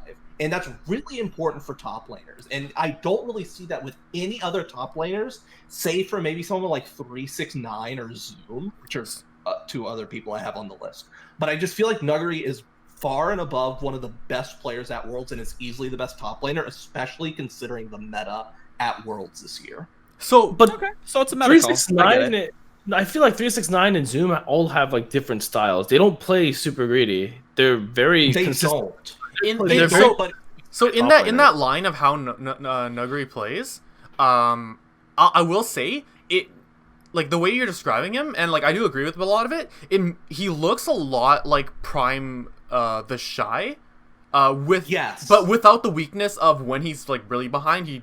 He can still. Well, show up, right? He's still You know relevant. what I want to Yes. say? No, you know what champion he doesn't play and why it's like that? Why? What? What's Fucking Kennen. right. Ah, I honestly, Oh my God, I we're not don't. talking about Kennen. Okay. We're not bringing this up. I don't think we'll see much Kennen on Worlds. I feel like Kennen's like really fallen off in the meta. Like his I feel like some garbage coach is going to be like, oh yeah, Kennen's a really good blind pick, even though he has no really good rune right now. And the rune that everyone goes is the wrong rune because it's really hard for him to actually proc Conqueror. so I'm gonna just say this right now. I think it's gonna be an NA team that does it. Oh yeah, probably. I'd honestly say Yu's more likely to do it. I think Another thing I'm that noticing, we Arth all is have gonna kill Jackie Hydra. Love up really high. right. Yeah. Okay. Well, Like, yeah. Sure. I was gonna call it Whipple. Whippo? Oh What my about him? god. Kennen. I feel like Oh, Kennen's just yeah. too weak He's right gonna- now. Like, Whipple's gonna int. So Kennen, his ultimate's always gonna be really strong. So I can see him being played in like very like selective comps, right? Yes. Yeah, my problem is it's the rune selection. We've talked about this extensively before, about how hard it is for Kennen to actually get it when you go Conqueror. I feel like Like- at pro level though, like Conqueror seems to be like the only like rune that pros like think is good on him, right? Like But in a meta where movement speed is such an integral part of the game, why are you not going phase rush? so I so think this is the should thing that people have been saying with Kennen is that like with how comps are right now and with meta comps at least, it's really hard for Kennen to just run like face first into the team, right? He has to look for flanks. Yes. Similar to Set, right? But the thing is like Yes, similar to Set. But the thing is, like, Set can build like Deadmans to help him with that, right? It's Set could just build like a berserker and just not really worry. but the thing with Kennen is that if Kennen's gonna find those flanks, it's like the movement speed he gets from face rush isn't gonna help him because he doesn't proc it until he actually gets into the fight, right? Yeah. And that kind of goes back to my problem that Kennen really doesn't have a great rune that he uses. Once they removed Klepto, he kind of really fell down. He was top tier when Klepto was a thing, but when they removed it, he really fell off because after that, what else do you really have? Mm-hmm. And yeah, so for the like a lot of like those reasons, like I can see why Nuggery is gonna be really good at Worlds. But at the same time, I feel like his aggression is very easily gonna be punished at Worlds, especially with how aggressive the junglers are at Worlds. I think that's gonna push him back really far, and that's why I have him so far down on the list. No, it's part of the reason why I think the Brox is gonna get blown out. Definitely, I uh, think that is a thing. But like I said, Nuggery, and he's shown it time and again. It doesn't matter if he's 5-0 or 0-5. He finds way to put impact into team fights. I just feel his aggression makes it harder. So, But One you also have to consider if he's going to be that aggressive, it takes away pressure from other parts of his team, while he's also still able to find ways to have that impact. Okay, I think we've talked a lot. We've brought up pretty much like the main points we want to bring up about Nuggery. Yes. So let's talk just a little bit about Jackie Love, and then I want to go on to some Best other players ADC here. at Worlds. So Jackie Love, so on IG, people didn't like he wasn't like the star player on IG, like at all. That Like was he Rookie. was outshined by Rookie. He was outshined by The Shy, and at that Worlds, he was also outshined by Ning. Yeah. So I wouldn't say he was completely outshined by Ning. I think the finals was where Ning completely shined. Yeah, Ning was good in finals. But Ning I mean, was like, completely fucking coin flip by definition. So, okay, but with all that in mind, Jackie Love was never the star player of that team. Yet, the moment he left and went to top esports, he really showed up, like, incredibly well. which is Here's the thing. hard to do on a team with Knight, who we all have at number 1. That's what I want to bring up a bit about. I wanted to bring that transition over. Because before Jackie Love finally found a team, once the whole cousin situation finally blew over, top esports were still using Fodic or Fodic. I can't pronounce his name right. But Fodic was, at best, an okay ADC. It was basically like the nuclear of top esports at the time, and it clearly showed when top with Karsa and it was like the current roster just with Fodic. That team got third place, I think, at the time before Jackie Love came in. Yeah. So at that point, it's like now you have a superstar ADC that started to get much better. Something I'm noticing, and it's not about Jackie Love, none of us have Loken on the top 20, and I do have a question. With Imp retiring last year from JDG, if JDG still had Imp, would they be scarier, or are they better off with Loken? Scarier. I'm actually lukewarm on that. I think it wouldn't make a difference. I think Loken's been really good, but I think he's just been outshined by everyone else on the team. Yeah, like, Loken's kind of just the. It's really hard for him to look good on that team when Yagao's doing really well, and you got Kanavi looking really good, and then you got Zoom. Zoom was already before joining JDG, like before coming back to JDG. Like this guy was basically like a superstar. Mm-hmm. Well, I understand why Imp retired. He's been at it since 2012. He won a world. Well, yeah, but then he also had a recent relationship fiasco that came to public. You want to know why I don't have Loken on my top 20? I had him on like my considerations, but then I looked at Lumao. This support is everyone is saying it. Literally everyone I've talked to and everyone like online is saying that Lumao's one of the best supports in the world. I saw how he played once people started saying that. Noticed it. I can agree with that. Like honestly, there are a few players that I probably left out just out of sheer like not noticing them and impact a game. Like Zoom. Yeah, no, Zoom would be on that list for me, and I guess Lumao would also be on that list.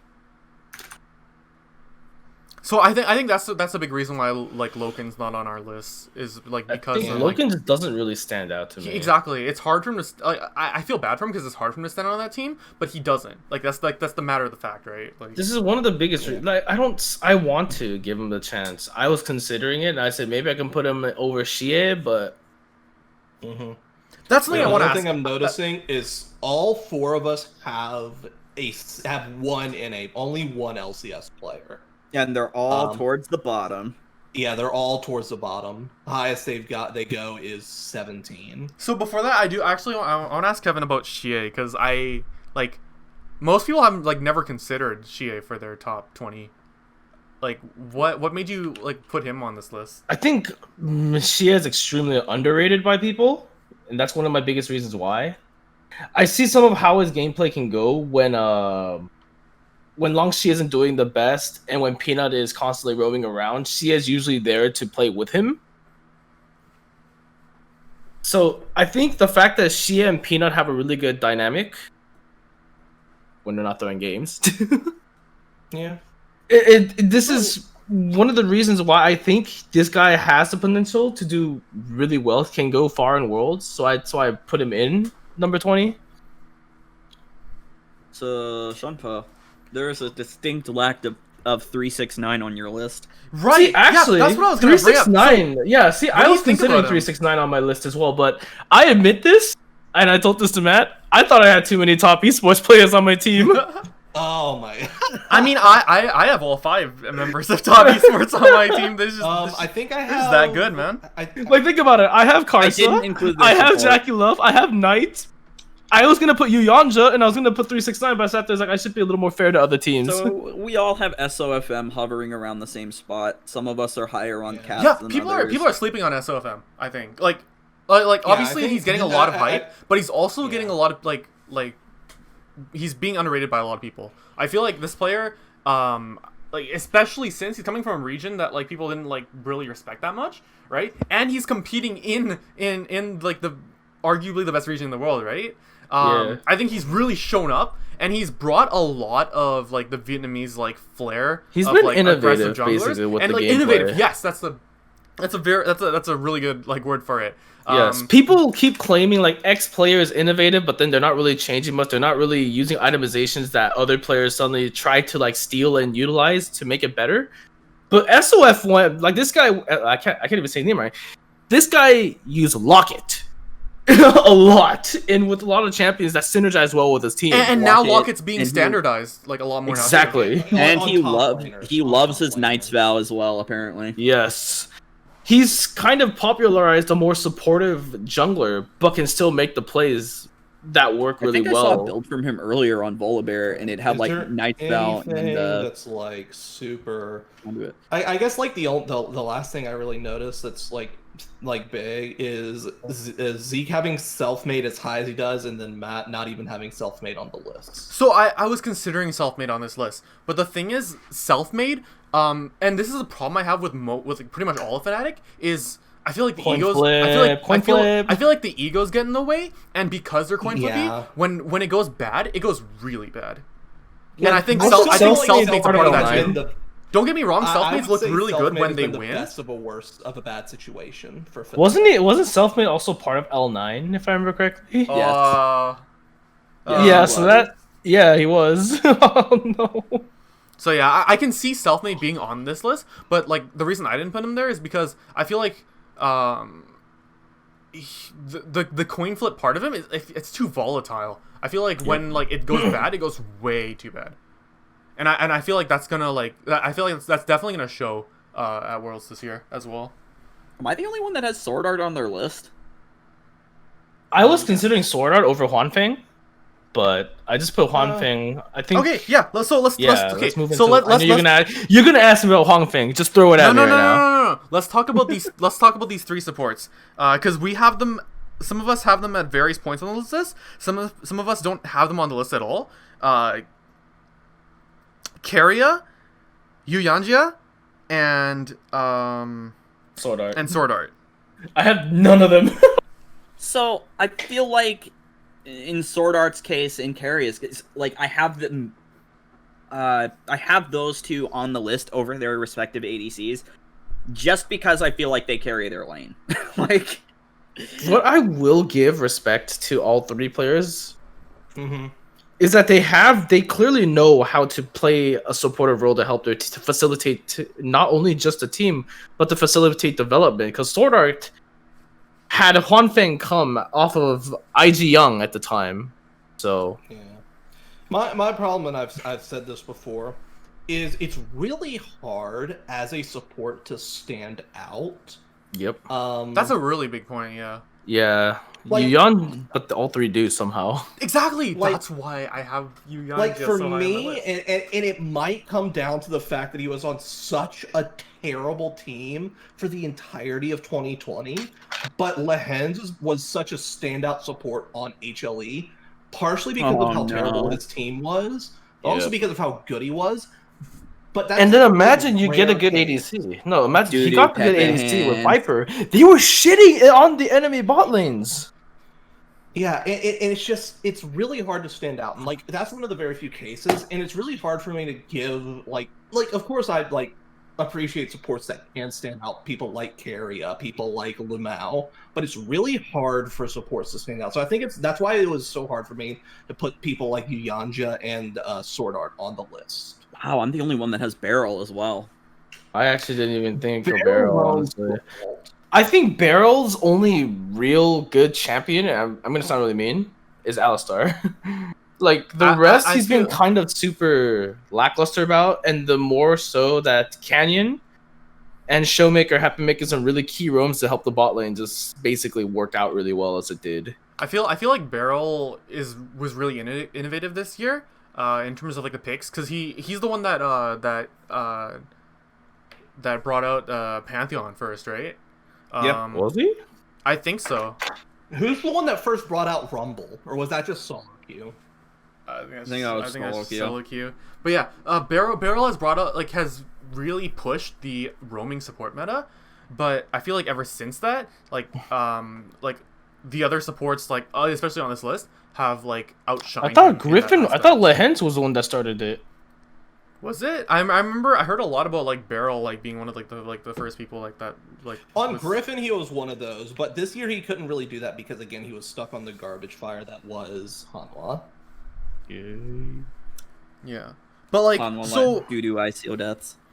I have every member of Top Esports on this list, and Yu Yanja is like no slouch on that as well. Like I feel like Yeah, I think he's especially really good. It's just really hard for him to stand out. especially that's the thing, right? Especially since it's so hard for sports to stand out, and on top of that, it's so hard to stand out on Top Esports with your teammates. He looks so good. Yu Yanja, Yeah. I've seen him make so many plays. He's always moving on the map, but also like his timings are really good too, right? Where he's never like leaving Jackie Love to get fucked in like a 1v2. And he like on supportive champions, he knows exactly where to be. He knows who to protect. And on aggressive champions, he's always like finding like the perfect times to start a fight. And I feel Yeah, like actually. he Look sets in up Discord. so much of this. Jibe just tweeted that out. Oh no. The second part of it. No, this is what I mean about no, actually, yeah, 2019, the whole support role. There were only 5 players that really played it more than once. No, not more than once. Like just 5 players that played it in general. So I don't remember which player Taizan was on in 2000. So Taizan, Lehens, Mithy, Southwind, and Max. Barrow didn't play it at all Never back in mind. 2019. Actually, Like honestly, these bottom section of players were to me kind of hard to pick out. Yeah, okay. All right, okay. So Same. let's just close this out by talking about the NA players we have on this list. Okay. So Yuggerson, so we all have Bjergsen. except for Zeke. Okay, so Zeke has 3 10 of us points. have Bjergsen on this list. Very low on this list, but we do have him on the list.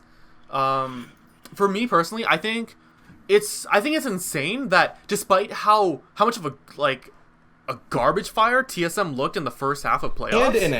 And NA in general. Yeah, but like specifically TSM, like they just looked like lost for a lot of like the time, especially in their games versus Golden Guardians. They just look completely playoffs. lost. But somehow, it's amazing that even when TSM's in losing positions and like it just looks like it's a complete wash, Bjergsen still looks really good. I mean, I think the face he made when looking at Doublelift trying to duel Mordekaiser in Mord ult, I think when he made that face, it kind of said a lot. I feel like Yeah. He was watching. Apparently, he was just watching the fight.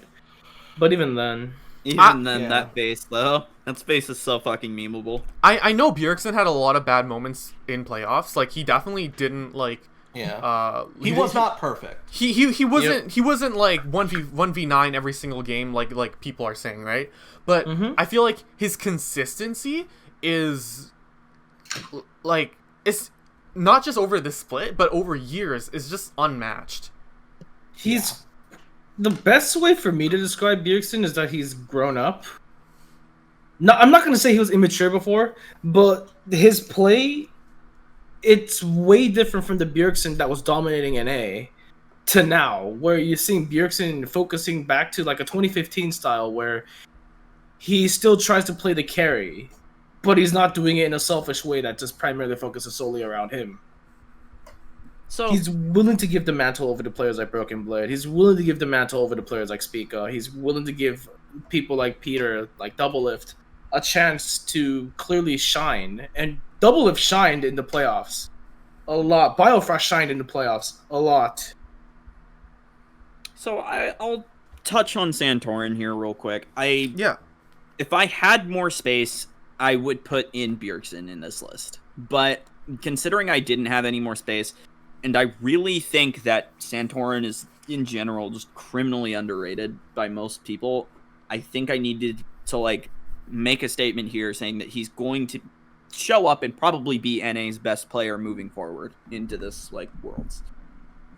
It's unfortunate that he got put into the group that he did. My issue is that I don't think Santorin is being underrated at all. A lot of people have said that Santorin was the best NA jungler, but the problem is being the best NA jungler Doesn't mean anything. On doesn't skill do level. much. Yeah, that's why. That's primarily why I ignored Santorin completely when I was looking into the top 20. I didn't think of it because even That's the why best I ignored NA jungler, Solo as well. If Santorin Solo? if Santorin was on a different team, I could see him doing well at Worlds. Like even no, here's what I would say is that if we Yeah. had it, imagine C9 with Santorin instead. Yeah. This would probably have been a way better C9. Santorin Yeah. Nissi sounds really scary, actually. Exactly. Ooh. And especially if C9 capitalizes on Santorin working well with top lane as well, Licorice is really, really strong. When Okay, he's not running it down sometimes, like he did in that TSM series. So I want to talk about one more player. Do you guys have anyone that you absolutely need to talk about right now? Do you see? Like, No, not really. One more player that's I have a question. Is it going to be Peanut? No. No, it's No. not. Okay. I'm actually not sure. Who would you want to talk about? I really want to talk about Yagao. You get. Oh yeah, yeah. I have him above Kanavi. So most of us have him in the general same area. Kevin has him a bit lower, and Kaithal as well. But generally, we have him pretty high, right? Yeah. I feel like JDG has been so much about Kanavi that Yagao's been completely ignored in a way. exactly. When I watching Yagao in playoffs, he looks like a mini knight to me. Yeah. He's fucking Smurfs his lanes. That's what I've noticed. I And, think that's gonna be really scary at Worlds. I think he's definitely one of my top players to look for at Worlds. I To agree. look out for. I hard agree. On that vein, then, who do you think is the player that isn't talked about enough that is most likely to make an impact out? Would you say it's Yagao or? I would probably I would definitely say I'm stuck between. I'm gonna put this Ooh, out there. you know what? SOFM and Yagao are criminally underrated when I compared to the competition. I think that we shouldn't be sleeping on Angel. I haven't seen enough. We all have him high, but I feel like yes, we have him high, but I feel like we don't talk about him enough. And I feel like he's kind of like, even though we all have him. What's the lowest that we have him? We have him lowest at 11. For who? We don't hear a lot about Canyon. Canyon. Yes. So the thing is, he's really outshined in terms of like people talking about him. He's outshined a lot by Showmaker. Because everyone and Nuggery. Yes, everyone talks about Showmaker. Everyone talks about Nuggery. Like these carry hyper aggressive carry players, right? But Canyon's an enabler. That's what I'm just. Canyon's an enabler, but the thing is, why I have Canyon so high, and what I think is gonna be really scary for him at Worlds is he plays a very wide variety of junglers, and we saw them experimenting with those towards the end of the split. Like obviously Lilia, The Nidalee pentakill. Nidalee, that was crazy. That was on Hanwha Life. That doesn't count. So two champions in particular I really want to see at Worlds. Karthus and Evelyn. I feel like if Canyon, Yes, I feel like please. if Tom If won, we're bringing Karthus and Evelyn, I want to see we a might Korean as well team. we might as well sub in Seb at that point. No, Tom- you know what I want to Tomlin's- say. That's why I want to see a Korean team play River Shen. We've seen LEC, we've seen LCS.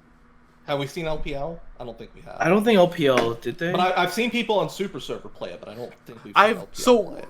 In particular with Karthus and Evelyn, these are champions that you really need to draft well around them, and Lilia as well. And I've been seeing Tomlin actually do it properly. They've been drafting really well around these champions, and not only that, but they're playing around them in game too. I think that's gonna be really scary to see at Worlds. I don't think if they're not doing it in scrims, I don't think teams gonna be ready for it.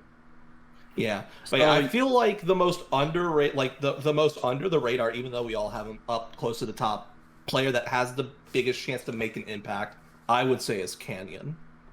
Actually, yeah, the only players that played River Shen, Yankles and Spica. Another one I'd point out is probably BDD. I think people are starting to talk about BDD, Yes, BDD a little bit more. BDD. I think people are starting to talk about him more now. But I do think he's undervalued as a player right now. I mean, I think let's a be lot of honest, people have this BDD scared. should have a world championship from 2017. I think the biggest issue is that people are really, really wary to talk about BDD because he's always had some kind of problem when on the events that mattered most. Let's not forget the T1 series. Let's not forget what happened with Kingzone. Let's also not forget the time he was on CJ Entis that they got relegated. Or Worlds 2017, like I said. Yeah, but the thing is, that's what I want to bring up with Kingzone. No, that was Longju. But the thing is, this still the player's same organization. Yeah. this player's story like brings up so much like for him to outperform at Worlds this year is that remember when he came in, he had just turned 17, and before he turned 17, people were talking about him getting picked up on getting put on a team because of they literally called him like the like up and coming faker.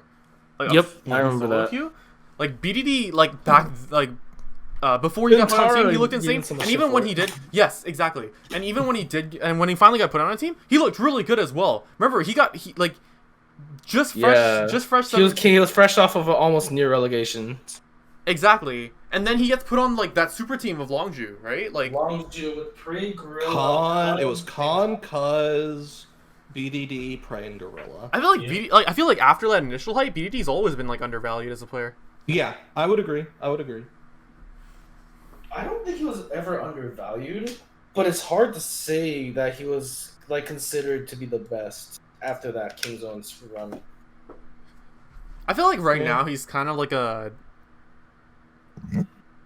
He's kind of in an okay place when he's not choking on champions like Azir or getting caught out at level 1. I hate saying like he's like a. I hate saying that players are like mini like versions of like a player that's better than them, but he feels like he's kind of like a mini Chovy right now.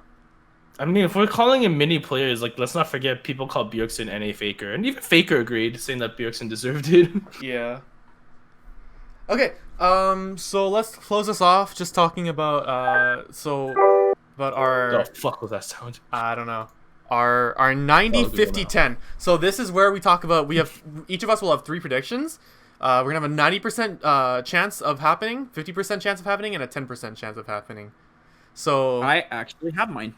yeah, let's start with you, Zeke. I actually didn't even make one, but we'll figure it out. We'll figure it out. You'll have something.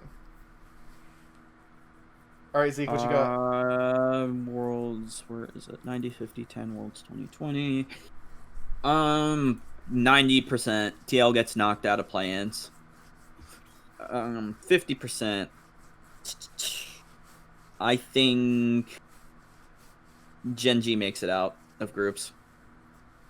And 10%, NA makes it out of groups for like 10%.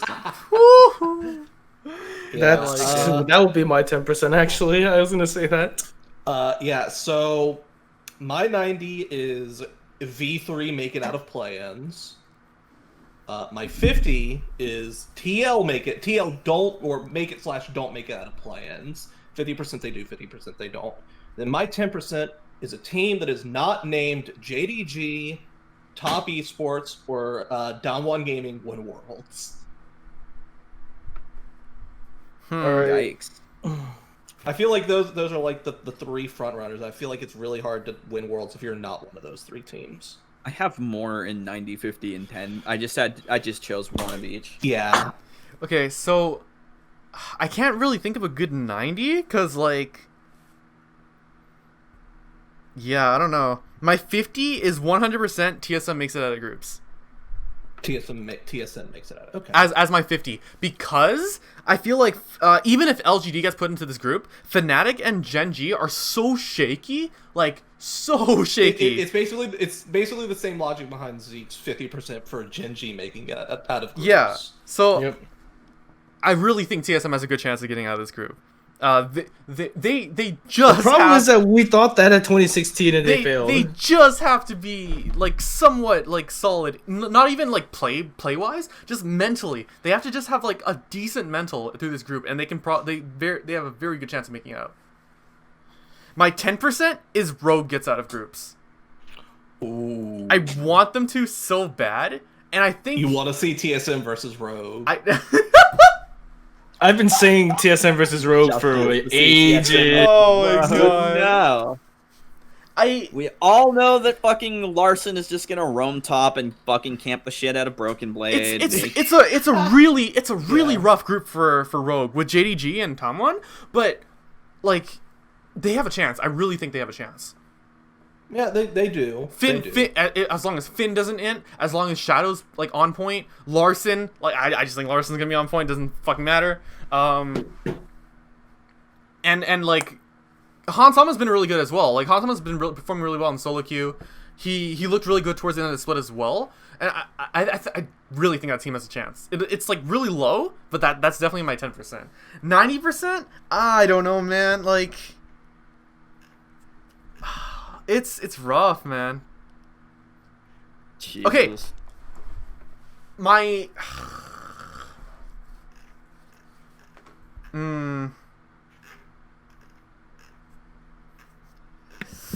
Oh man, it's rough.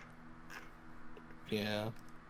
All right, you know what? I'm actually gonna all in on this. My 90% is TSM gets out of groups. My 50%. Whoa. Yeah, I'm going on this. I'm going in on this. I think Fnatic and Gen G are so shaky that I'm bumping it up to 90%. My 50% now is Machi Esports makes it out of groups. There you go. There's my spicy takes for you there.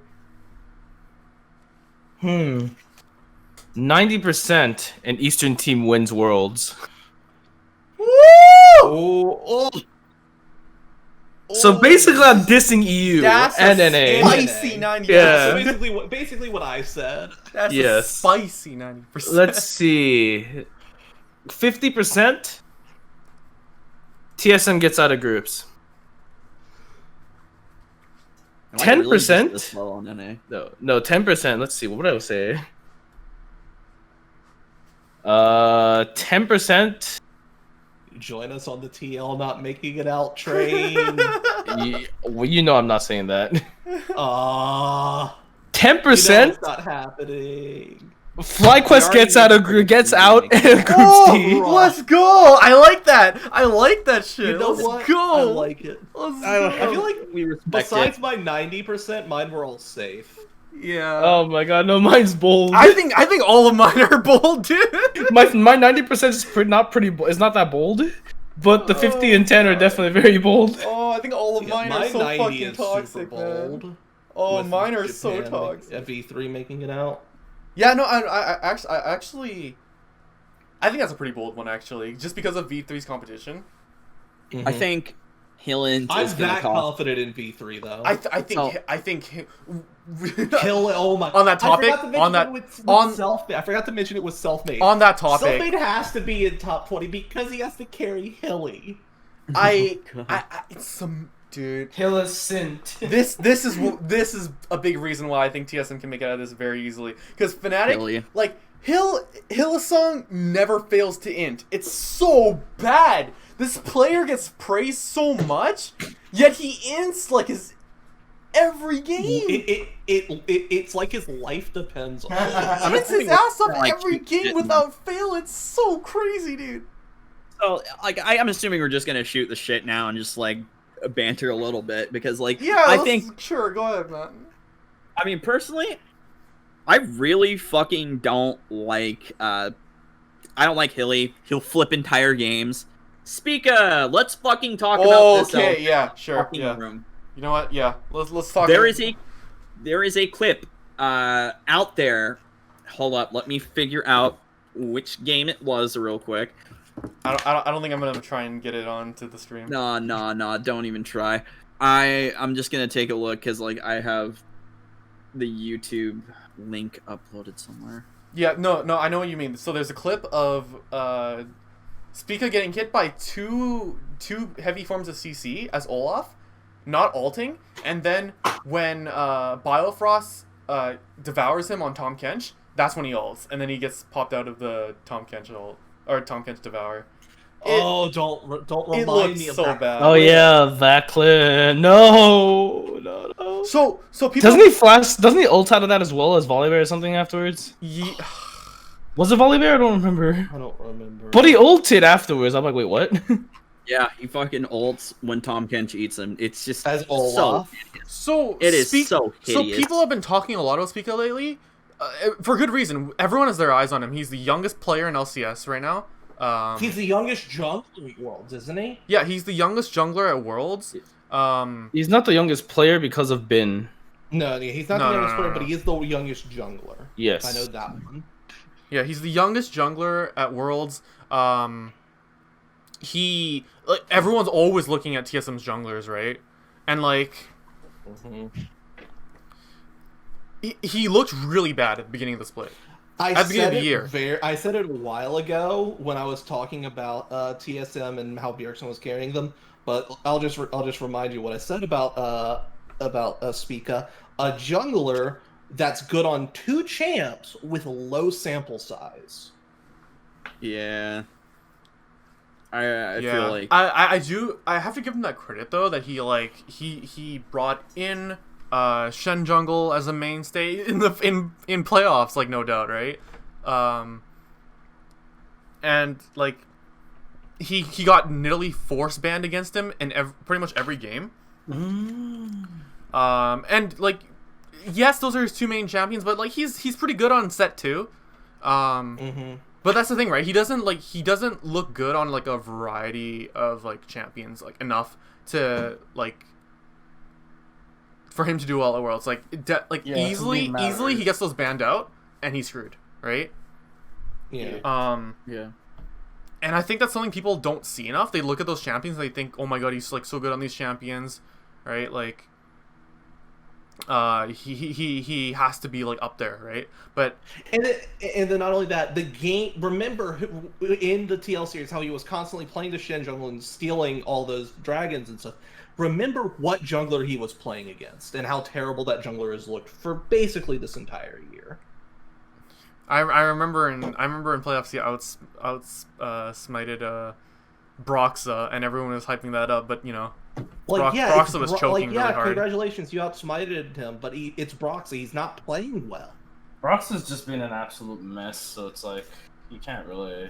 Yeah, Broxa's kind of the reason why I don't think TL's gonna make it out of plans. Like, if I'm being real, if I were to take like a stab at like the best team in NA's history, I think it would be TL. Like during regular season. Yeah. So Spica, he's been a big coin flip. Like but not only that, but his lows have been some of the worst of the split. Like not like of all players, I think. Some of the worst. Obviously, there's like Ryoma, Aika, and shit. But I think Spica's lows have been by like very easily some of the worst of the split for players in general. And I think that can't be ignored. That being said, though, with that being said, his highs haven't looked that good. Like some of his highs have been good. He gets fed on Nidalee once in a while. His Shen jungle obviously smurfed, but like as Kaito said, low sample size, and even then they like you look at other regions and junglers have just looked way better, like way more consistently. So I really don't see a world in which Spica can contest with those international junglers. That's pretty much my take on that. Yeah. I can't really completely disagree. Do we got anything else to say? Anyone? Closing thoughts. NA's chances of making it out look pretty grim. It's just one team that's essentially looking like they can get out. Like the chances for winning Worlds for any team that's not Damwon, Top Esports, or JDG look grim. My takeaway here would be LPL's obviously going to be very scary. Every single team like that LPL has the Worlds is going to be really scary. And so people write it off and say, "Oh, LPL like wins for sure," right? But I think LCK and LEC have some standout teams that could potentially be very scary as well, and some of the minor regions as well have some. Yeah. But they have a lot of potential. Some of them have a lot of potential. So I think this world is honestly, I think it's gonna be a lot more interesting than people expected it to be. I just hope the meta isn't terrible. Yeah, I'm glad that I'm glad that we're moving away from the fucking boring shit that was like Trundle, Olaf, like just power farm junglers. I'm so glad Now we're just on to really obnoxious movement speed. Hell yeah, that's my Yeah. shit. With like Lilia, Olaf, just Yeah, so Mobility creep, boys. It's back. like I don't mind constant dashes and that kind of stuff. I don't like super fast. I don't like Sonic speed. yeah. So Worlds this year, I think it should look pretty good. I'm very hopeful. I'm very hopeful for Worlds this year. I do have one question. What would you say is the most likely champion to be 100% pick ban? Because last year it was, I believe, Pantheon was 100% pick ban. I'd say Lucian or Akali. Lucian or Akali. Oh, okay. My easy answer is Caitlyn. But my second answer, I don't know. My heart's just telling me this. I think Lilia. That was my first answer. My gut reaction is Lilia. My gut reaction is Lilia. If I had but to go with a second one, I would not say Lucian because you did see some teams leaving him up. If I had to pick one champion, that Camille, I'd say Camille. Here. Okay, Really? fine. Here's my banter for you guys. I think you're insane if you're not putting Caitlyn there. I think Caitlyn could be up there. Caitlyn's been insane. Every region, she's force banned. You have to ban her on red side. If you don't, she gets first picked immediately. Every single game without fail. A counter with Akali being like a flex pick that's also like psychopathically good. Akali's been banned like as a target versus certain teams though, so I don't think she's gonna be 100%. Yeah. I don't think she's gonna be 100%. Lucian, I would also say Lucian needs to be banned red side, but Lucian's like first banned blue side right now. Yeah, but the thing is, like, because C9's not at Worlds, right? Every team should be able to play Caitlyn, and I think like I think she's definitely my like 100% like pick ban. If not her, for me, it's Lilia for sure. Yeah, I think Lilia is my go-to though. Yeah, so Worlds should be pretty interesting this year. We'll see how it plays out. We're not sure if we're gonna do another episode. We'll see how things pan out. We'll see if people give us any feedback on this one. I know it was a little bit rough. We kind of just like strung this together like in about a week or so. But yeah. For people on the stream, thanks for watching. For people on the YouTube VOD, let us know what you think in the comments down below. And yeah, we'll see you next time.